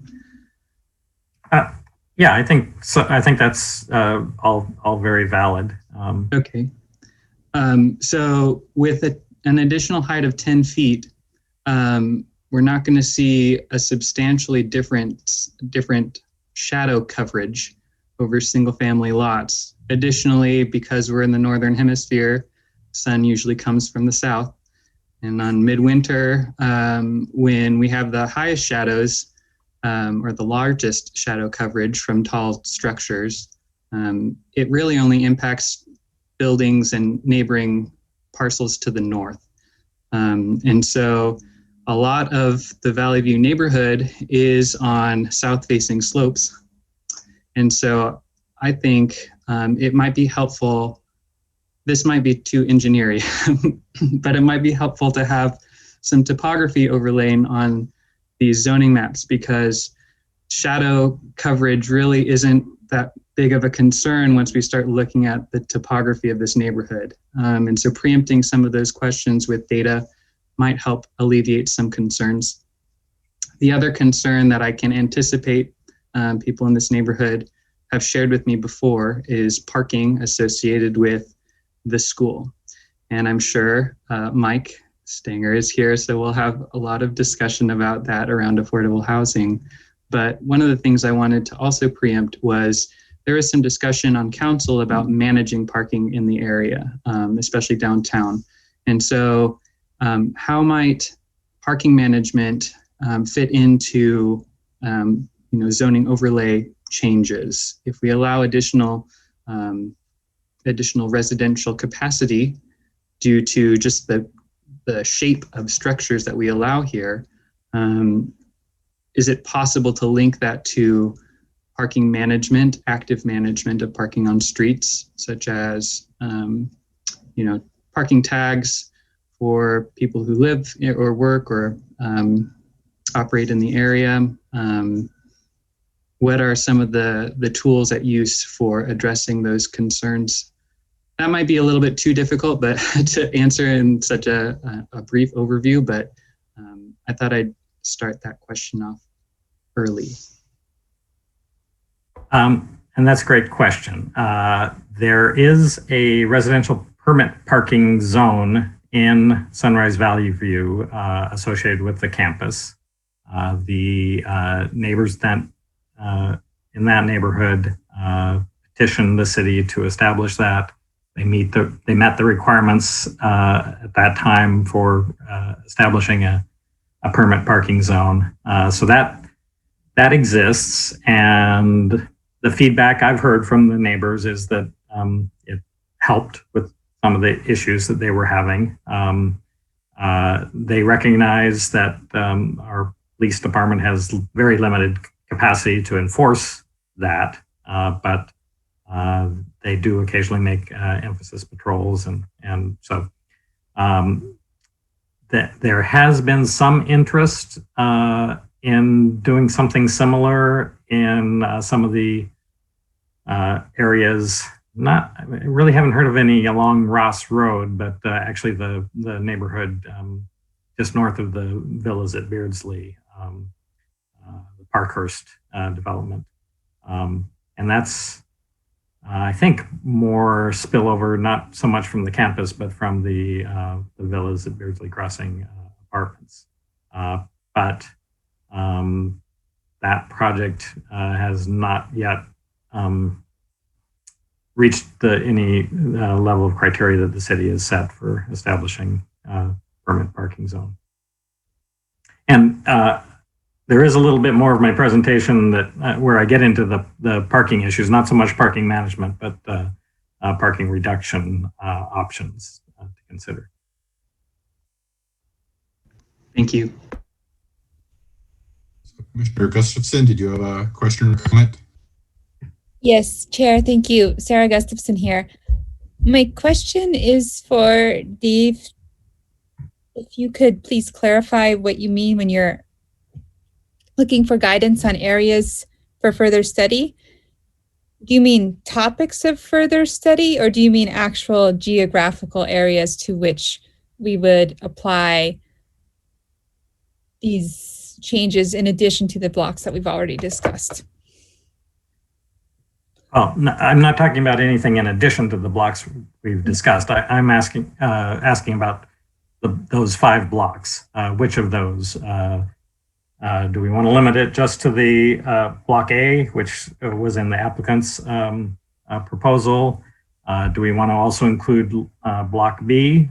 I think from a staff standpoint, those 2 are natural ones, even though block B has maybe, well, they both have limited redevelopment potential right now, but they certainly are very similar in terms of their proximity to the transit and the campus, and then going beyond there, considering blocks C, D, and E, probably with E kind of from a staff perspective, that's probably the least has the least potential for redevelopment, probably one of the most potentials for impacting single family neighborhoods. So it's really, first of all, are you ready at this point to eliminate any of those for purposes of notification? And then beyond that, do you have any other questions about any of those other areas or any of the areas and additional analysis you'd like to see? Let's pause and see, is there any interest in eliminating any of the 5 areas? I'll take silence as an indication of no, get them all in. So we would go ahead and we thought about just going ahead and doing notification for the entire area anyway, but we would go ahead and do that between now and at least get it started between now and the next meeting. I would just wonder about C, given the limited ability, the limited redevelopment likelihood. On the other hand, I don't see any issue with keeping A in either, so I'd be inclined there. My only other question on E is a pretty small one.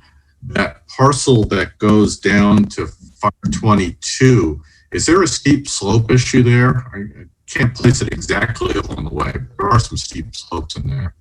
There are, and Commissioner Curd raised the question or the request to see topography. There's our COB map with the topo on it. And as you can see, it does slope down very steeply down to 522 from Circle Drive. It's a little hard to read, but the darker areas are the steeply sloped areas.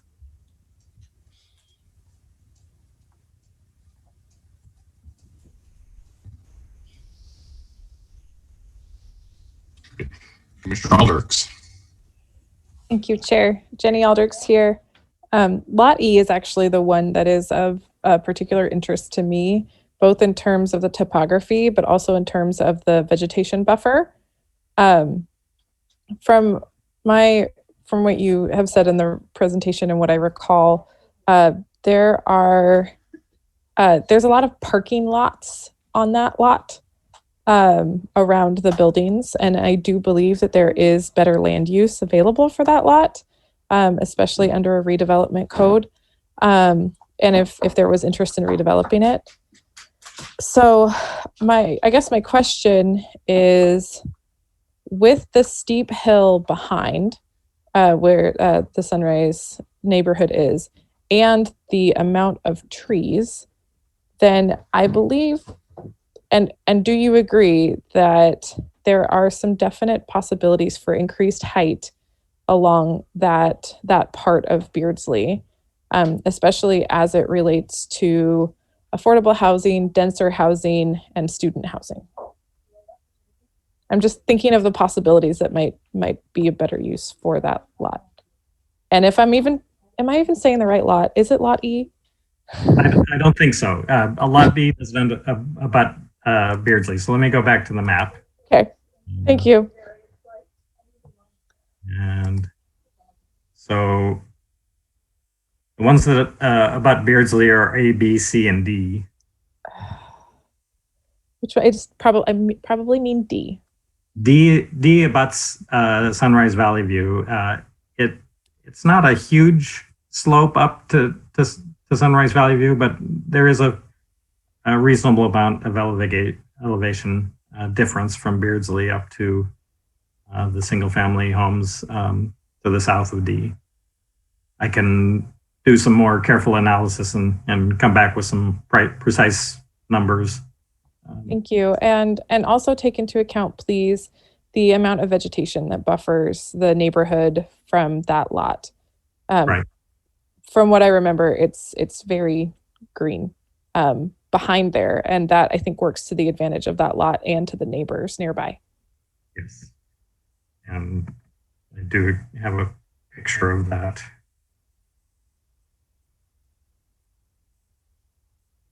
Thank you. Visuals are always helpful to me. Almost there. Oh, here we go. Yes. So yeah, you can see the pretty dense vegetation. And it's actually, this is the third apartment building. So it's the evergreen vegetation back here. Does the lot contains or would consist of both of these buildings, correct? This block contains four buildings. Parcels. 3 apartment buildings and 1 single level dental office. Okay. Thank you very much. Those are my questions for Lot D, now that I know that it's Lot D. Thank you.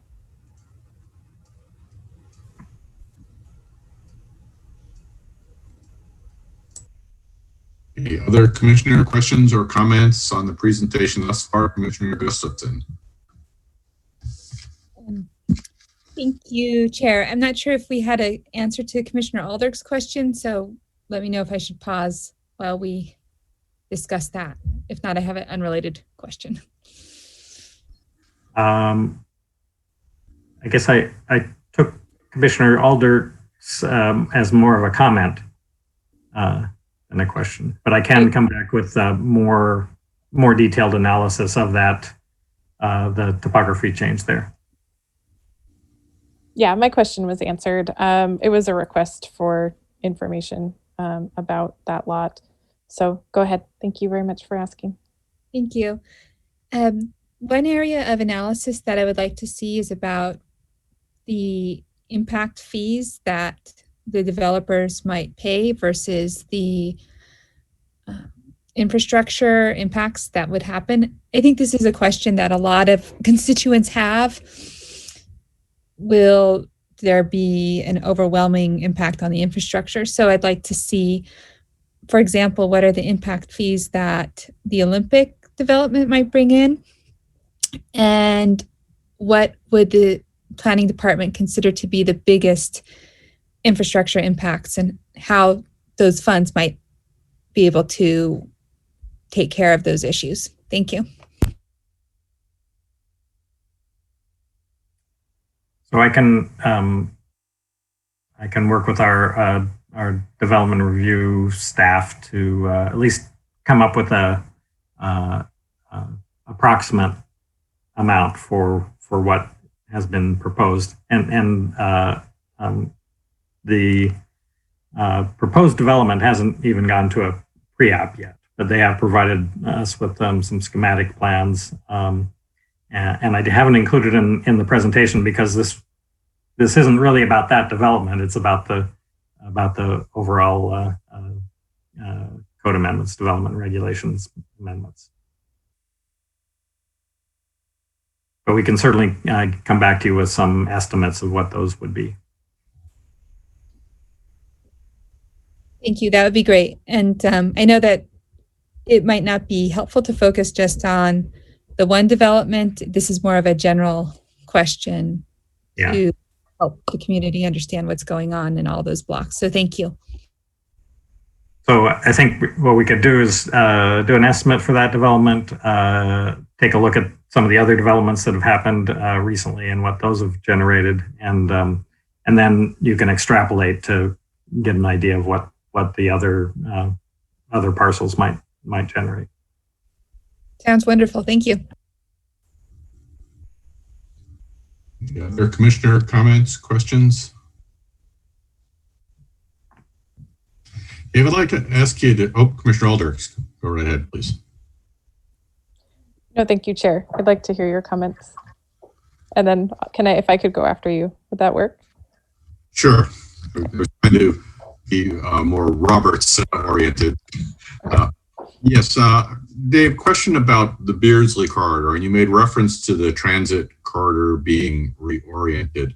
So there is a long-term plan to go 5 lanes there, presumably with some pedestrian improvements. Dare I say bike lanes as well, or? Yes, the bike lanes there are already bike lanes on Beardsley. They may be a bit faded now, but they do exist. They're not separated bike lanes, but we will retain those. And at the campus is planning to create a separated bike path that will go behind the transit station.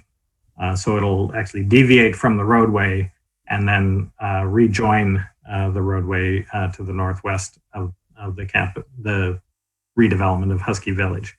There will be a similar treatment on the northwest side of Beardsley there, although the proposed station is on parcels that are not proposed for redevelopment. So they're having to work within the existing right-of-way, and they're proposing an interim station. They're still going to bring the bike path around the back side of the station, so that you don't have bikes mixing, loading buses. But it's going to be a fairly constrained footprint there until those parcels redevelop and we can get the right-of-way dedication. So the Beardsley improvements to the full 5 lanes would happen after the redevelopment? Well, no, the campus will build its side of the 5-lane configuration. And then our capital projects group is doing the early design work, or maybe they haven't started early design, but they're getting ready to start work on the section from the campus to 405. I do know that's one question that's often raised, which comes first, the development or the infrastructure? And it'd be good to be able to be as specific as we can about that. So, and to a large degree, the infrastructure in terms of frontage improvements comes with the development. That's one of the requirements of the development, is to provide that, provide the dedication, and then to provide the actual frontage improvements.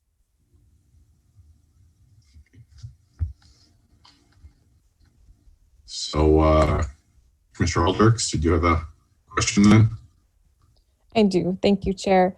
In terms of equity analysis, I do wonder, has there been any done and is there any particular lot or lots that an equity analysis might render some important information on?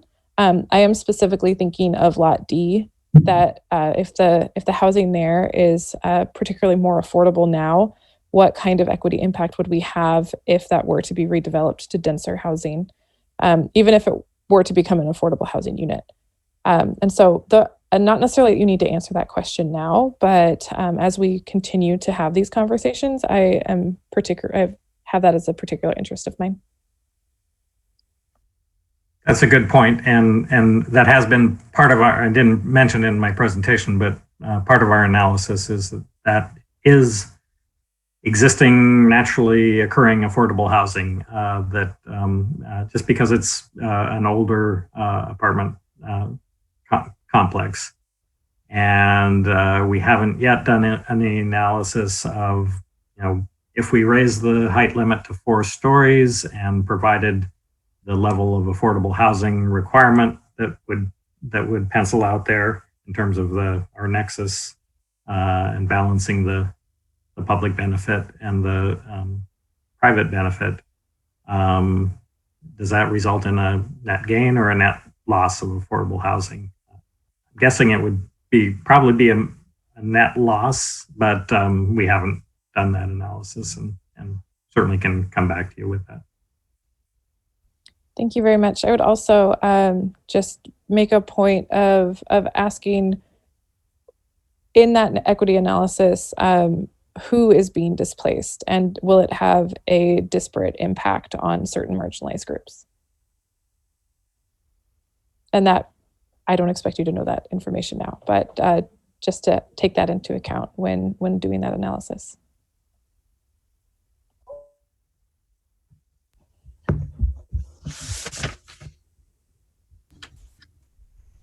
Okay, other questions? Commissioner Curd. Good question here. Thanks. This is Karsten. Dave, I'm wondering if you have this on the top of your brain or not, but at the very northeastern corner of the A grouping, there's a triangle parcel that you referenced. There's a small structure on it right now. They recently did some frontage improvements that they built the sidewalk in the bike lane, and now there's no continuous bike lane on Beardsley anymore. Are you familiar with the processes that aided that? And can we expect to see movement of the lanes, the vehicle travel lanes, to reestablish a continuous bike lane?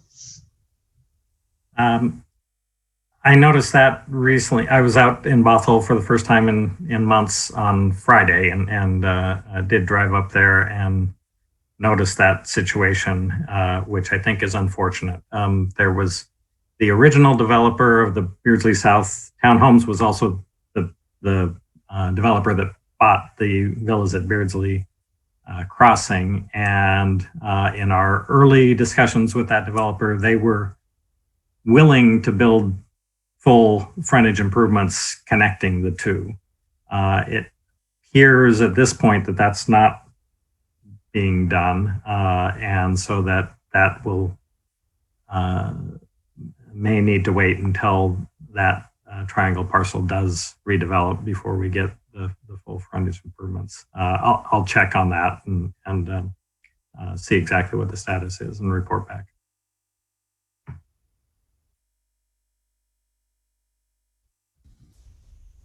one of the messy aspects of redevelopment. When you count on the development to do the frontage improvements, you can get some awkward transitional situations.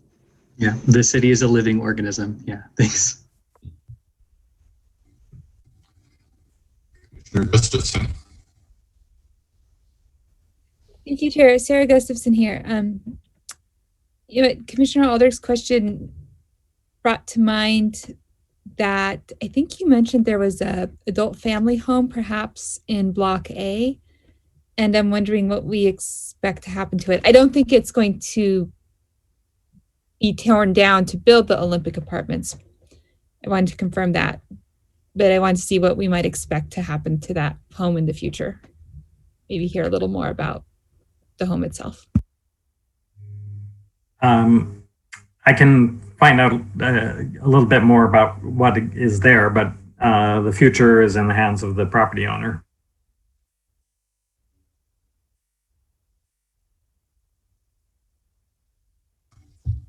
Okay. And I don't believe that either of the homes on the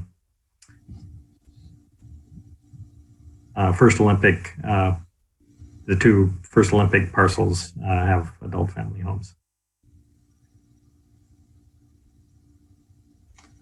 Okay, so shall we proceed with your presentation? Yes.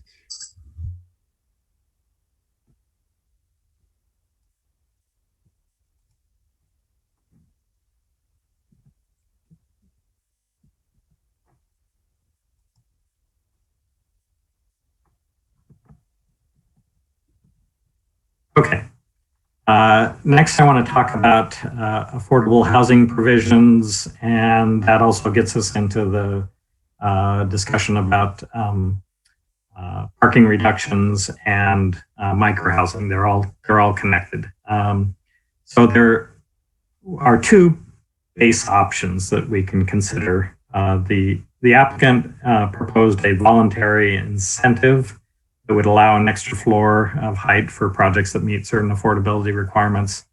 The other option is that we could raise the height limit throughout the area and impose a mandatory requirement that a certain percentage and level of affordability for all of the developments above a certain threshold. So we've done both of those approaches in the city. We haven't actually had any developments yet using those. The first one will be the Imagine Housing project, where we established a voluntary incentive. But across the way on the west side of 522, south of the downtown core, we have a mandatory program where we raise the height limit from 3 to 4 stories along that entire area, and created a requirement. Similarly, along the west side of downtown, the downtown transition zone has a similar requirement for redevelopment.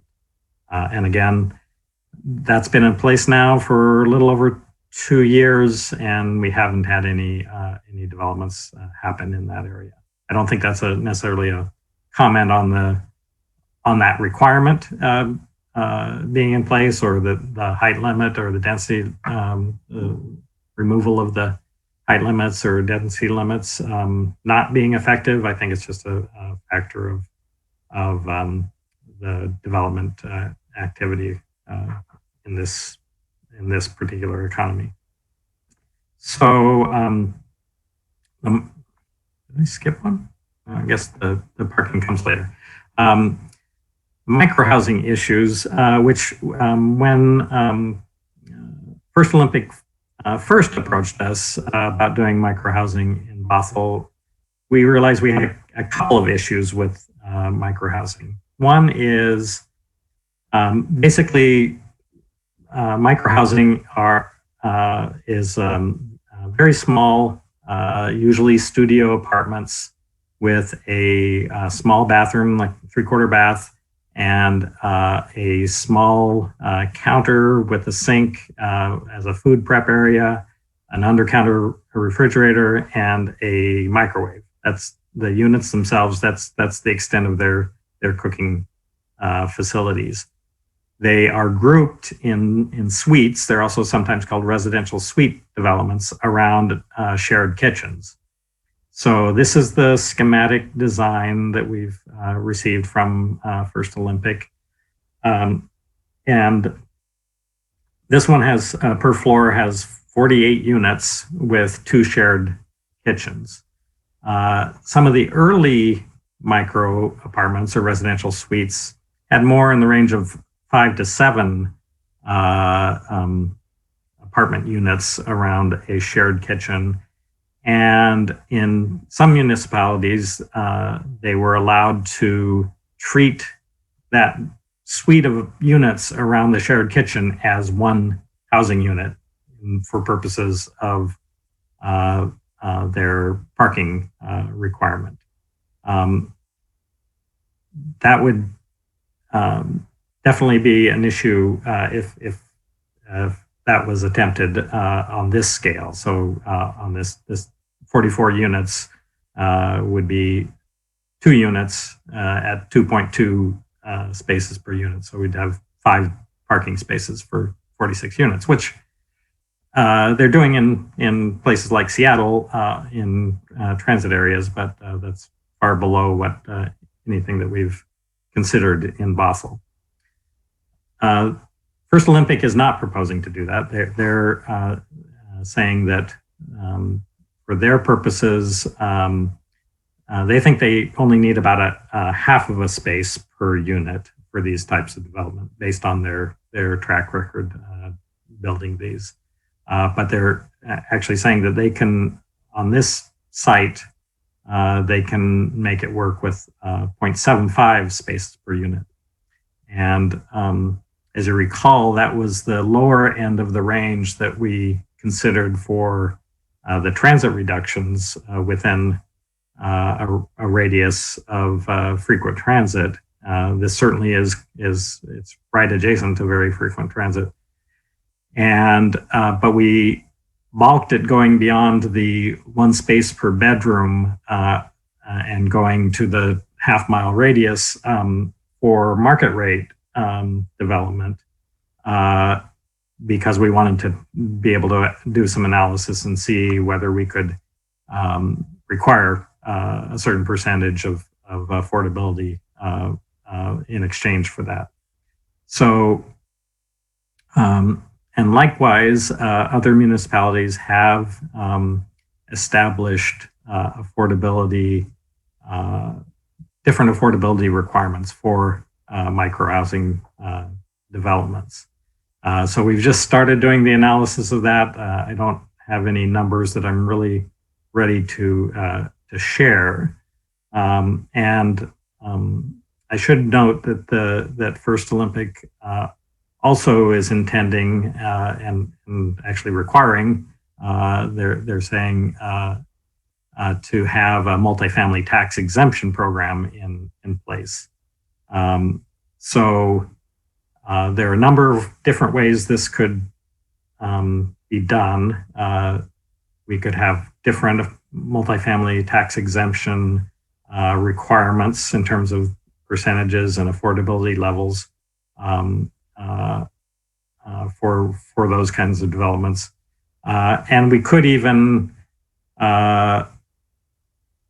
address the parking issue through create a parking requirement that was specific to microhousing. Or we could rely entirely on the proximity to transit. So it's a lot of moving parts. It's a complex equation, but it's kind of similar to what we were dealing with up in Canyon Park, where we were both increasing the capacity to some degree and reducing the parking requirement, and all of that went into the calculus of what kind of affordability requirements we could do. And in this case, it could be 3 different layers. There could be potentially an affordability requirement for the added capacity, then a reduced parking requirement, which would increase the affordability, the amount of affordability in a development, either deeper levels of affordability or more units. And then the multifamily tax exemption would add another layer. So in terms of microhousing issues, it looks like perhaps all we need to do is define micro units as in this type of development as that each leasable unit would consist of a unit for purposes of parking requirements, and then, if necessary, we might consider adjusting the parking requirement just based on the microhousing type, and then tie that to additional affordability. The other issue initially that we had was our public space requirement was based on a certain amount of square feet per unit, and for a micro project, it would be a very high number. But our change, when we changed over to basing that on net square feet, that I think addressed that issue. So I think the real issue with micro units is the parking requirement, and could just be as simple as defining how we define a unit in these micro units, making sure that we don't get applicants that want to do a suite as a unit. And then the parking reductions, again, we have at least a couple of options, maybe more. As I said, when we made the parking reductions based on the state requirements, we kind of did the minimal that the state was requiring for market rate housing in order to study expanding that or going to a lower level in exchange for a certain amount of affordability. A couple of ways that could be done. It could be linked to a mandatory program. So if we just raise the height limit to 4 stories across the board here and require affordable housing, we could also reduce the parking, and as we did in Kenyon Park, and come up with the affordability requirements based on both of those factors. Or we could layer it on a voluntary incentive so that we require a certain amount of affordability for developments that go up to 4 stories, and then we could add to that with the parking reductions to get greater affordability. And again, in both cases, it would be done with a parking study to justify the reduction.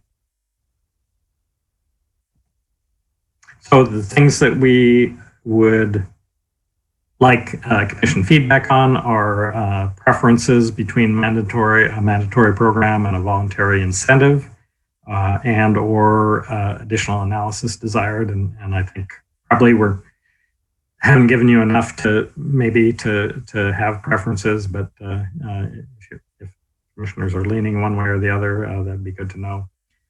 Or if there are specific additional analyses they'd like to see, that would help us. Also preferences between an across the board parking reduction with mandatory affordability versus parking reductions coupled with additional affordability and through a voluntary incentive. And then any thoughts on consideration of a parking reduction specifically for micro housing, either tied to multifamily tax exemption or to additional affordability, or both. And then we will be looking from our end at other micro housing issues, but if commissioners have any of their own or concerns or additional analysis of microhousing, we'd like to hear those. So that really concludes my presentation. So I was going to open that up for discussion, questions, clarifications.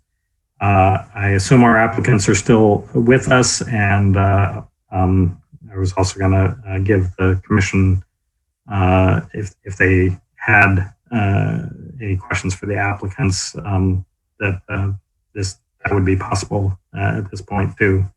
And then any further comments from the commission. So I will stop sharing so we can see each other and open it up for questions. Okay, Commissioner Gustafson. Thank you, Chair. I'd first like to address the question of the mandatory versus voluntary affordable housing provisions. And I think everyone here would agree our goal is to get as many affordable housing units produced as possible. So I'd like to ask Mike Stinger here, which of those options do you think, given the current market situation, would lead to the most provision of affordable housing in this area? Well, as a rule, and I say that based on research that's been done around the country, as well as our own experience on the east side here, as a rule, mandatory programs produce more affordable units at deeper affordability. Now, this situation may be different because of the type of project that's being proposed and whether it's going to be a one-off kind of project, and the difficulty in trying to create a set of rules that would apply across the board to all kinds of projects. So it's something we should look at both options. But generally speaking, we've seen a lot more affordable housing produced, or more value through that affordable housing through mandatory programs. Thank you. Okay, other commissioner questions?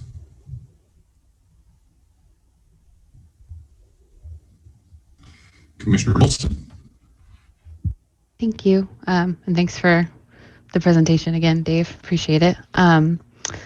I definitely, as Commissioner Gustafson called it, agree that our goal is the most amount of affordable units.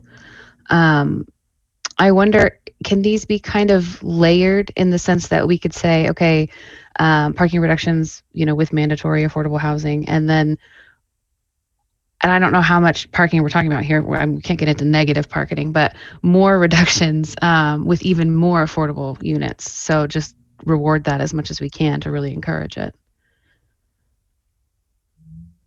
I think that's a possibility. To date, we haven't gone below the 0.75 per unit, but and the applicant isn't requesting, or hasn't to date requested going below that. But we could, if that's a direction the commission wants to go, we can at least do that analysis. This is such a walkable area for people who go to the college, for people who maybe work in tech centers in more entry-level jobs that can't afford to live in Bellevue or Redmond or Bothell for that matter. But they could take one bus to get to work, post-pandemic. I think it's such an opportunity. So I really hope we can get flexible with the parking reductions to just get as many people who, don't want to be coming from like Marysville to work in our tech sector or anything like that. So, which I've seen in the tech industry, and it's upsetting to see people spending so much time commuting. So I think there's a lot of opportunity here. Thanks. Commissioner Alders. Thank you, Chair. Jenny Alders here. I would echo both my fellow commissioners on this topic in terms of affordability, and to just build off of what Commissioner Olson said about recognizing just how important affordability is in an area where there is transit available. And that leads me to kind of want to know more about the micro apartments. And I might take up the developer on that offer to tour and understand. I know that I personally had an experience of staying for a period in residence at a unit sort of like that. And that was when I was in grad school. And I have concerns about the number of units to kitchens, but that might be outside of the context of this group. But also just wondering, who is attracted to, what is the consumer base of a micro apartment like this?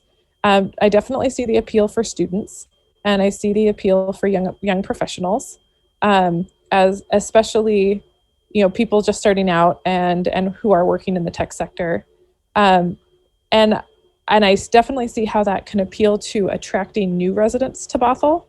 But I'm curious how much that would serve our current residents. Would there be high demand among current residents for this type of unit?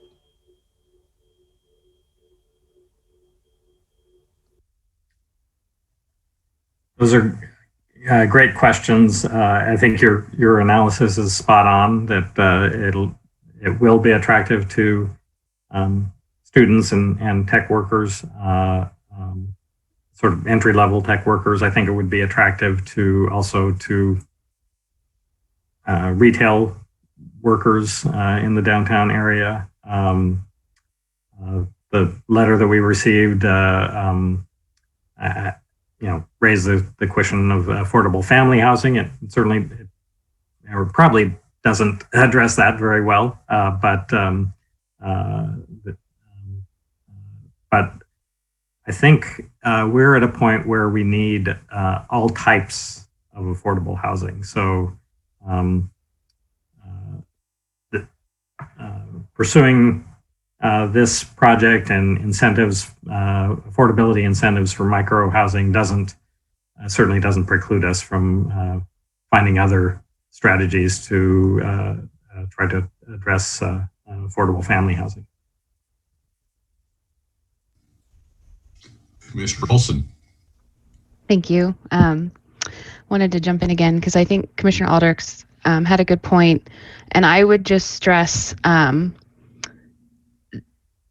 colloquially, single people who get priced out of units in the city, as families move into, like 2-bedroom, 1-bedroom apartments, not being able to afford other stuff. Like I have an older uncle who's single. He moved into an apartment like this in Seattle so he could be near his work because he couldn't afford almost anywhere in the city anymore. And that's where my family grew up.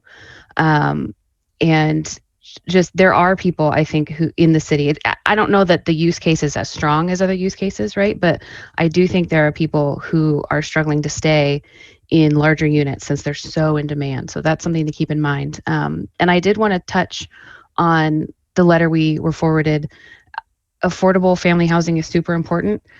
In this zone, I think it is definitely, this kind of housing makes a lot more sense. And affordable family housing is something I definitely want to address the other 98% of the city. But I think we have an opportunity here to make a really cool sort of change that helps a really specific subset of people who maybe aren't going to be prioritized when we're talking about other neighborhoods that are a lot more suburban in nature than right here, right downtown sort of thing. So just my quick thoughts. Thanks.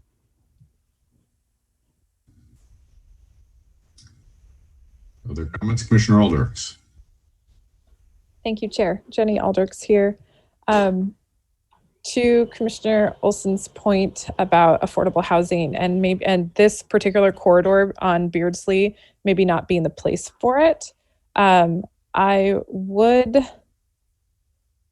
I guess, echo that, but also kind of push back in some way. Lot D in particular, I believe, would be very attractive for affordable family housing, especially if we have students with kids It should just not be assumed that that all students are single and that all students are not parents. Many are partnered, not partnered parents, whatever their situation might be. And having lived in university family housing, and knowing just how important those communities are, we don't have anything like that for UW Bothell. And I'm going to suggest perhaps Lot D and Lot E as potential redevelopment sites for affordable family housing. One, for the accessibility to trails, parks, downtown, but also if that is something that UW Bothell might want to pursue in the future, is somehow having an affordable housing complex of some kind. Those might be good locations or types of locations. I can't volunteer property owners to do anything with their property. Just thinking about, serving the real student population and recognizing the diversity that exists within that student population. So thank you for hearing me out. And I don't know if there's a question there other than, am I off base entirely, or is that a potential in the future? I haven't heard any plans from UW Bothell or Cascadia of doing housing off of the campus. The campus master plan really focused on creating the potential for meeting their housing needs on campus, and they have used some off-campus facilities for student housing in the interim, but they're hoping to be able to get all of their address all of their housing on campus. I haven't heard of any plans for student family housing, but I don't know that that's out of the picture. They are moving quite deliberately on the plans for redeveloping Husky Village, and I think that'll have almost 600 beds of student housing. Don't quote me on that. I'll come back to you with a better number. So they are taking big steps towards providing a significant amount of housing on campus. I would just add on the Husky Village redevelopment, at least the latest plans that I'm familiar with, they were doing really two types. One was more of a dormitory style, and the other was more typical apartment style.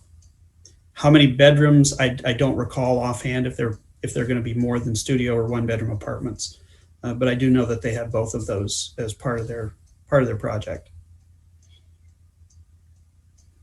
Well, thank you for the insight into UW Bothell's housing plan. That's not something I'd previously been familiar with.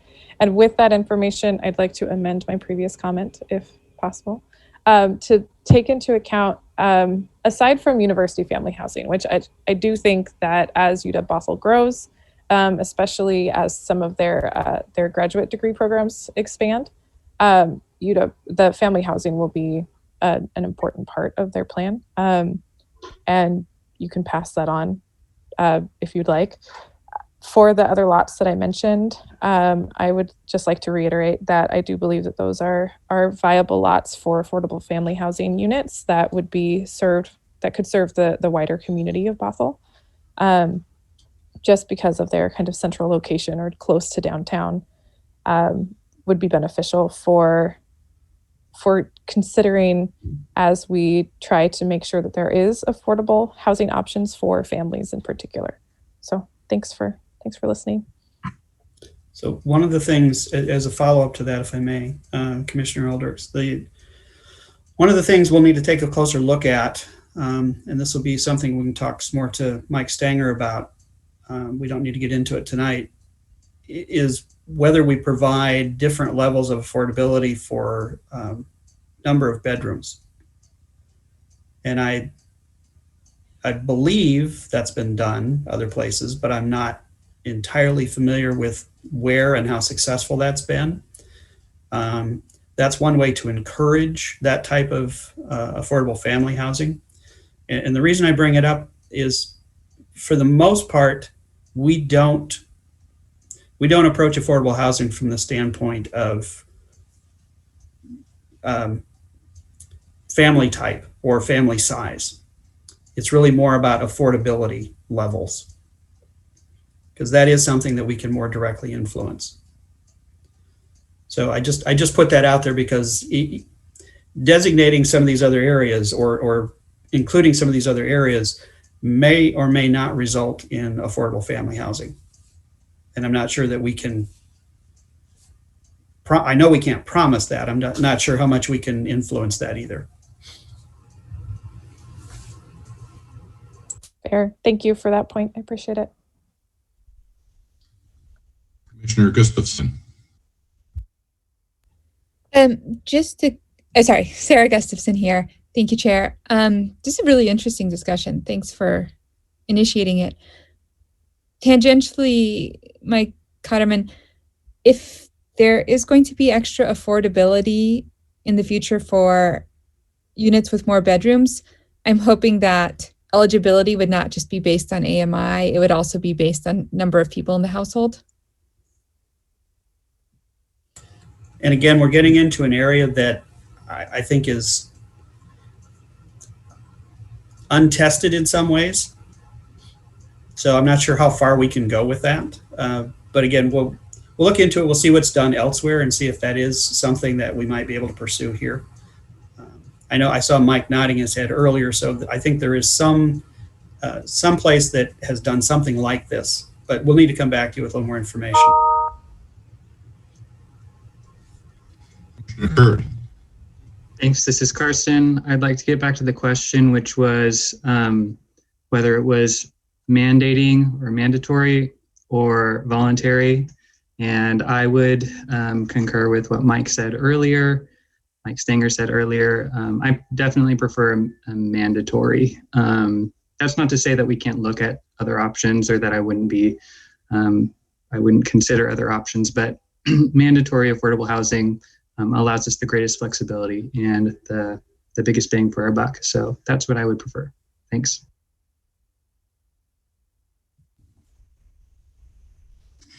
And we did go mandatory on the other side of town, the 522 border, didn't we? On the west side of 522, yes, and along the west edge, along West Hill, yes. We went with a voluntary program on the east side of that stretch of 522, south of the park at Bothell Landing. And we went mandatory in Canyon Park.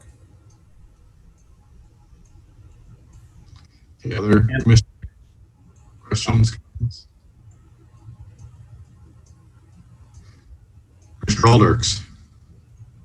I would echo a preference initially for mandatory as well in this area for both the affordable housing and parking minimums.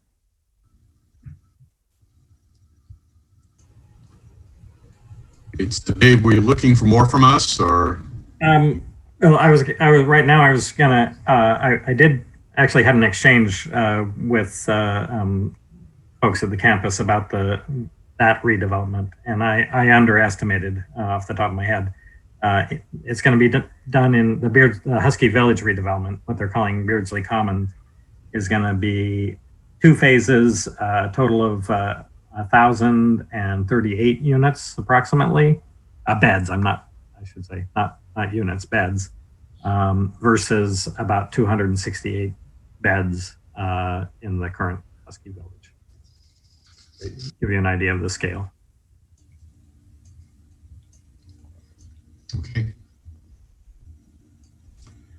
So anything else on this item? You've heard a lot of discussion, maybe some inclinations, but this will be back to us, correct?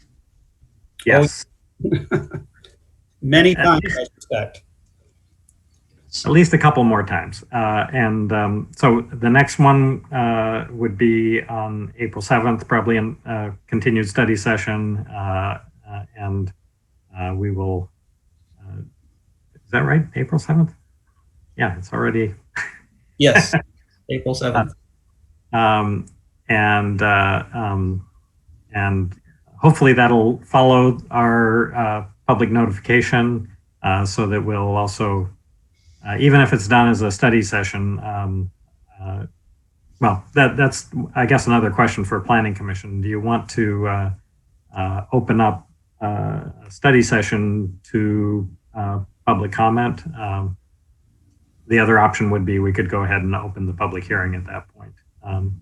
But I don't think we will have actual proposed code language. We might have some more refined options for you. And if I could, Mr. Chair, what we've preferred to do in the past, and I think has been most effective, is not open the public hearing until we actually have a draft code for the public to react to. And we have public comment at all of our meetings. So with the public notice, I think we'll get a lot of comments. So I think if we can proceed on that basis. And I would note that by including all of these areas, we will likely get more public comment. So that may prolong the process as well. That sounds like a good approach to me. And I agree, showing a map with things near people's homes is always the best way to get comments. So I think we can wrap this study session for tonight, recognizing there's more to come, and move on to our next agenda item, currently entitled Old Business. As Director smiles. Anything, I have something on here, anything you'd like to bring, Director Hardeman? I have nothing under unfinished business. We're laughing because the training that I'll talk about in a little bit, the trainer did say one shouldn't use old business. It should be called unfinished business on agendas. Every agenda I've ever seen has had old business. So it'd be a change, but that's okay. So anyhow, under the old business or perhaps unfinished business, I did sit in on the council meeting February 16th. As an assignment, it was a 4.5-hour meeting, so that was something. But at about 2 hours and 17 minutes in, the council did adopt the planning docket, and they actually talked for, I think, almost an hour on it. If you have the time, I think it would be 2 hours on the docket. 2 hours.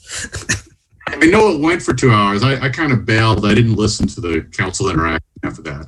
We were scheduled for an hour. We went about 2 hours. I think it came on at 2:17, so it went for a while. So it would be an investment of time if you listen to it, but I think it would also be value to get the perspective of the various council members on some of the issues. So I'll just put that out there. But kind of distilling those 2 hours down, and Director Donovan was very diplomatic and skilled in negotiating through and reminding them that it was their priorities that they should make the decisions on, not staff directing the council, but rather the council directing staff.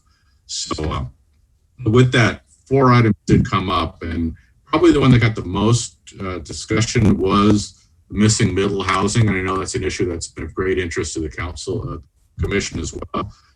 It was very important to multiple council members, and I would remind you that there are several items around the missing middle that were on the draft docket.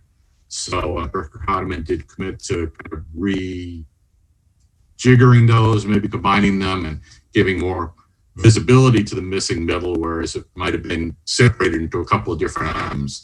So now I'm correct in assuming there'll be a final docket we'll see at some point? Yes, I can provide that to you in your next packet.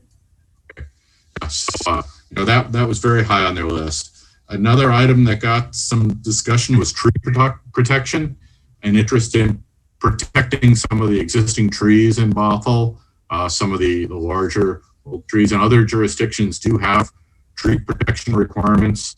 I might add, any restriction you put on a property has an impact on developability, so we need to think about that for balancing values here.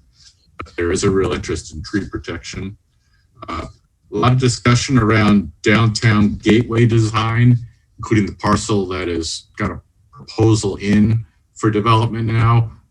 Director Cotterman reminded the council members that it was their proposal. It was not the city approved plan. So whatever you may have seen is not, I would expect it not to be developed exactly as proposed. There's discussion underway, but it's not so much a planning commission issue, but maybe a regulation update that would go to the gateway design regulations, and the next parcels that would be out for development are a little ways down the road because of some remediation issue. But there was tremendous issue in gateway design and really having the gateway to Bothell be an interesting and people-oriented entrance. And I know that's something that a number of other cities have addressed, what their gateway properties look like. And the other big one, which we touched ever so lightly on tonight, was parking management. And I guess there have been considerable parking discussions in the past that have been set aside for a bit because it's a very large issue and a not inexpensive issue either. If you put in meters, that costs money. If you hire enforcement staff, that costs money. And right now the city financially doesn't have a lot of resources to add new programs. It's acknowledged, parking management is acknowledged as a significant issue moving forward. But it's not this year, maybe next year issue is where they landed on with it. Those are the four I picked up. Director Cotterman, anything you'd like to add on or correct me on? You did a great job summarizing, Mr. Chair.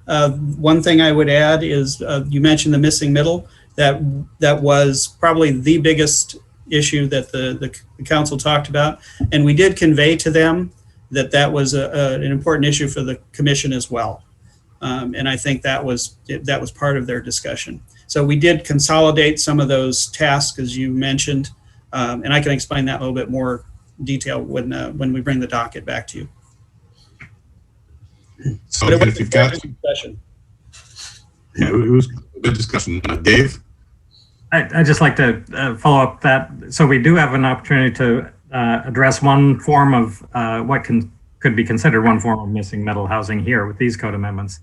And then on the tree protection one, I just wanted to clarify that we do have very solid tree protection regulations in our code. What we don't have is a requirement for a permit to do tree removal.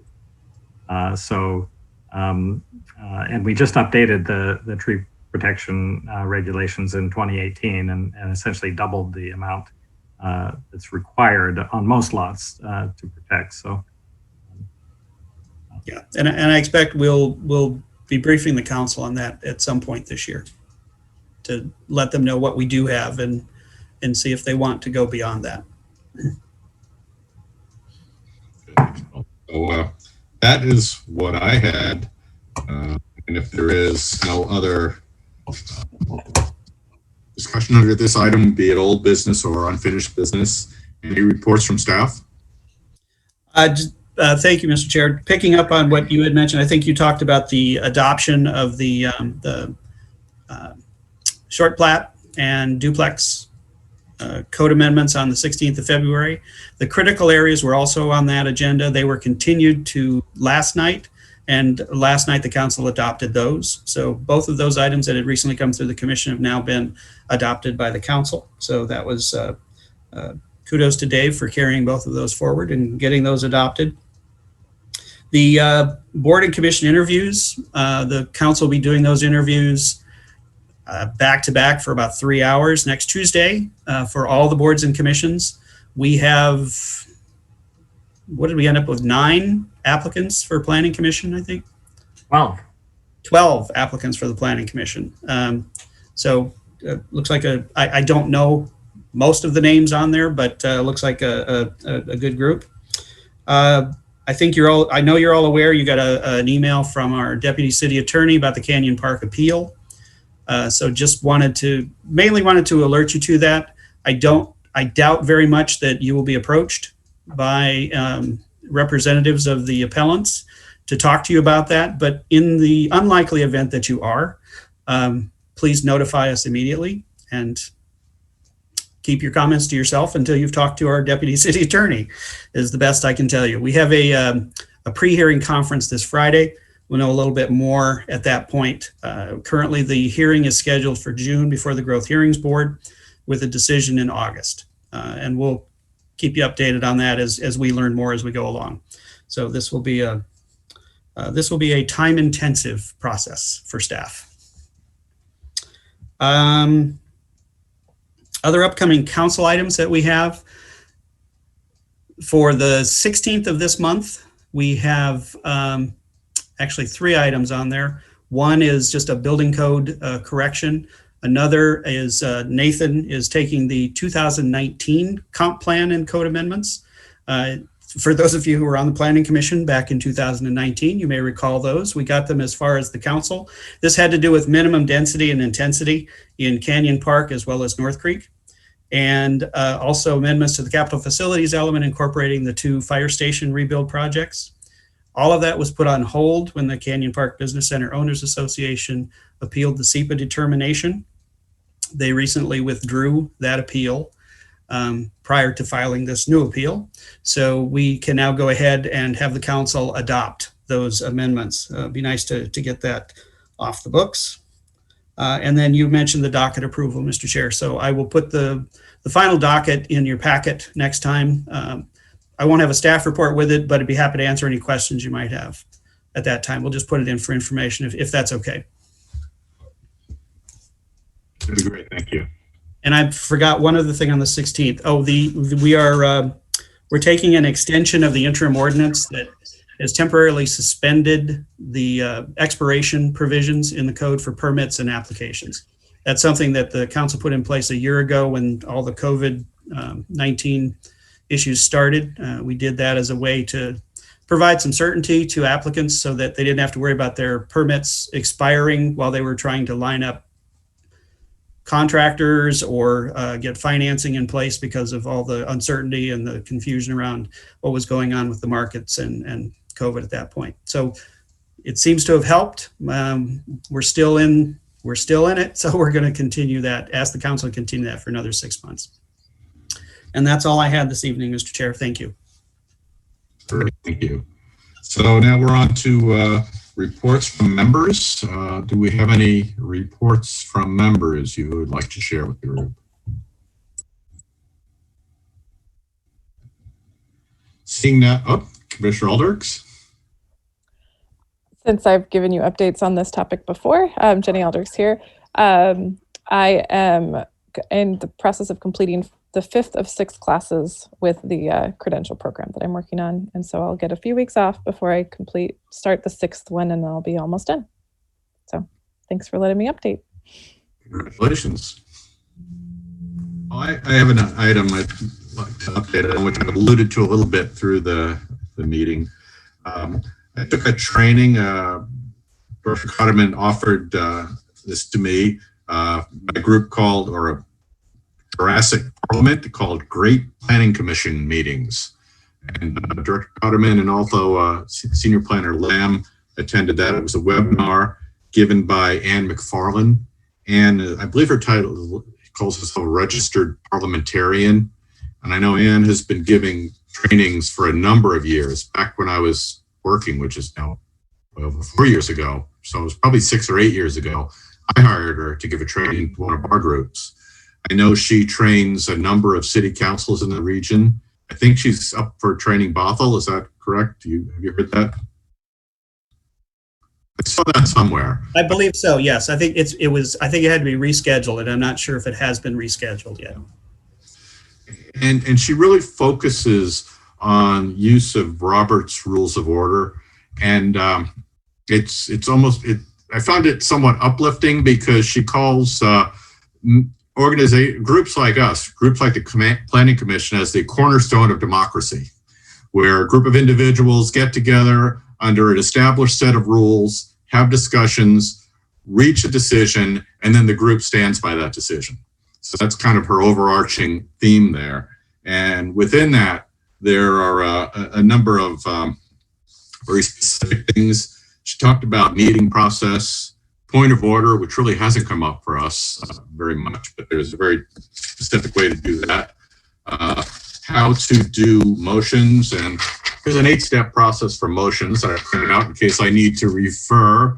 There's also another really specific thing about the roles of members and staff, and how there is a very distinct separation between what staff should be doing and what members should be doing, and what we should be asking of staff, and we should not be directing staff. So that was significant. And there was a discussion of no old business. It should be unfinished business. And I guess we'll think about that, whether we should change our, it's a kind of small point, but it's an interesting one. But as she talked, there were 2 lines which really stood out, and I starred them as we went. I thought I'd share them. And one is more to me, it says, during meetings, the chair is a servant of the group, and the group is the final authority. So I really do try to manage and give everyone an opportunity to speak without, my role is not to direct. It's to really be more of a traffic cop.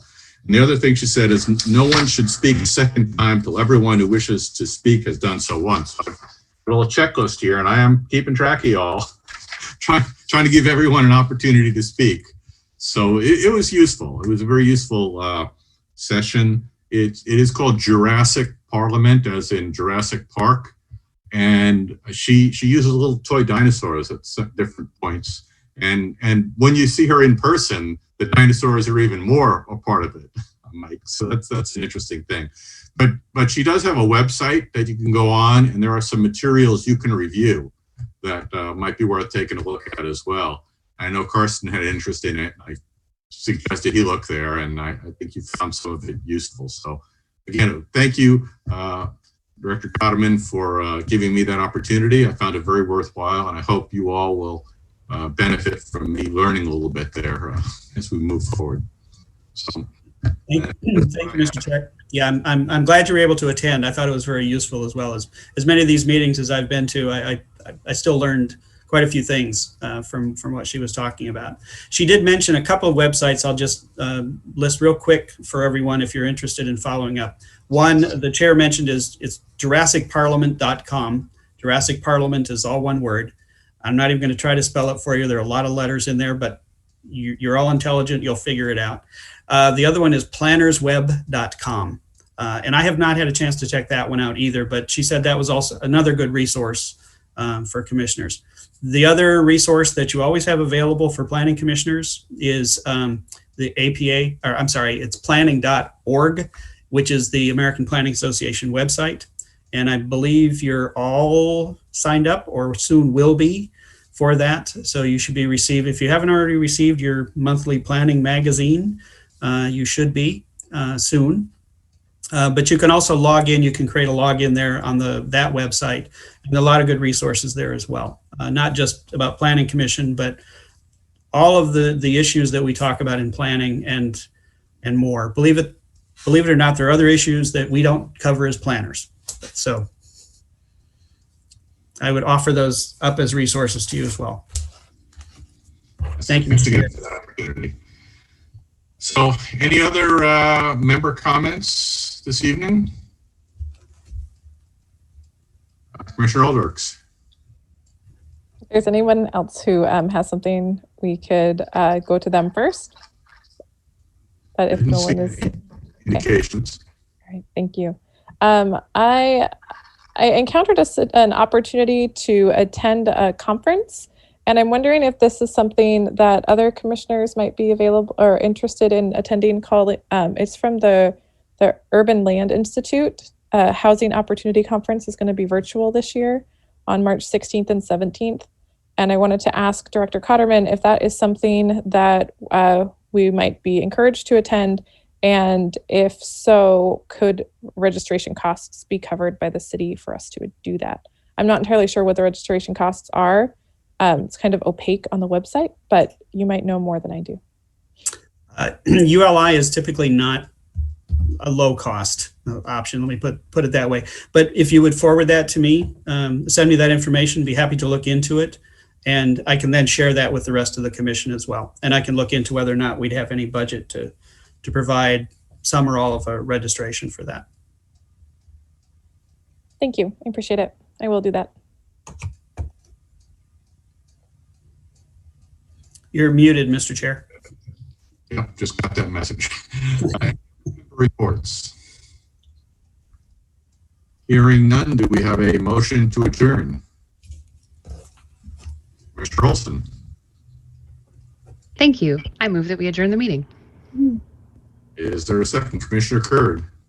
I second the motion. Any discussion around the motion to adjourn? I don't believe there is discussion on that motion. Okay. Yeah, I need to look. I will say that the kitten approves of that motion. All right. Well, the motion to adjourn is 5-0.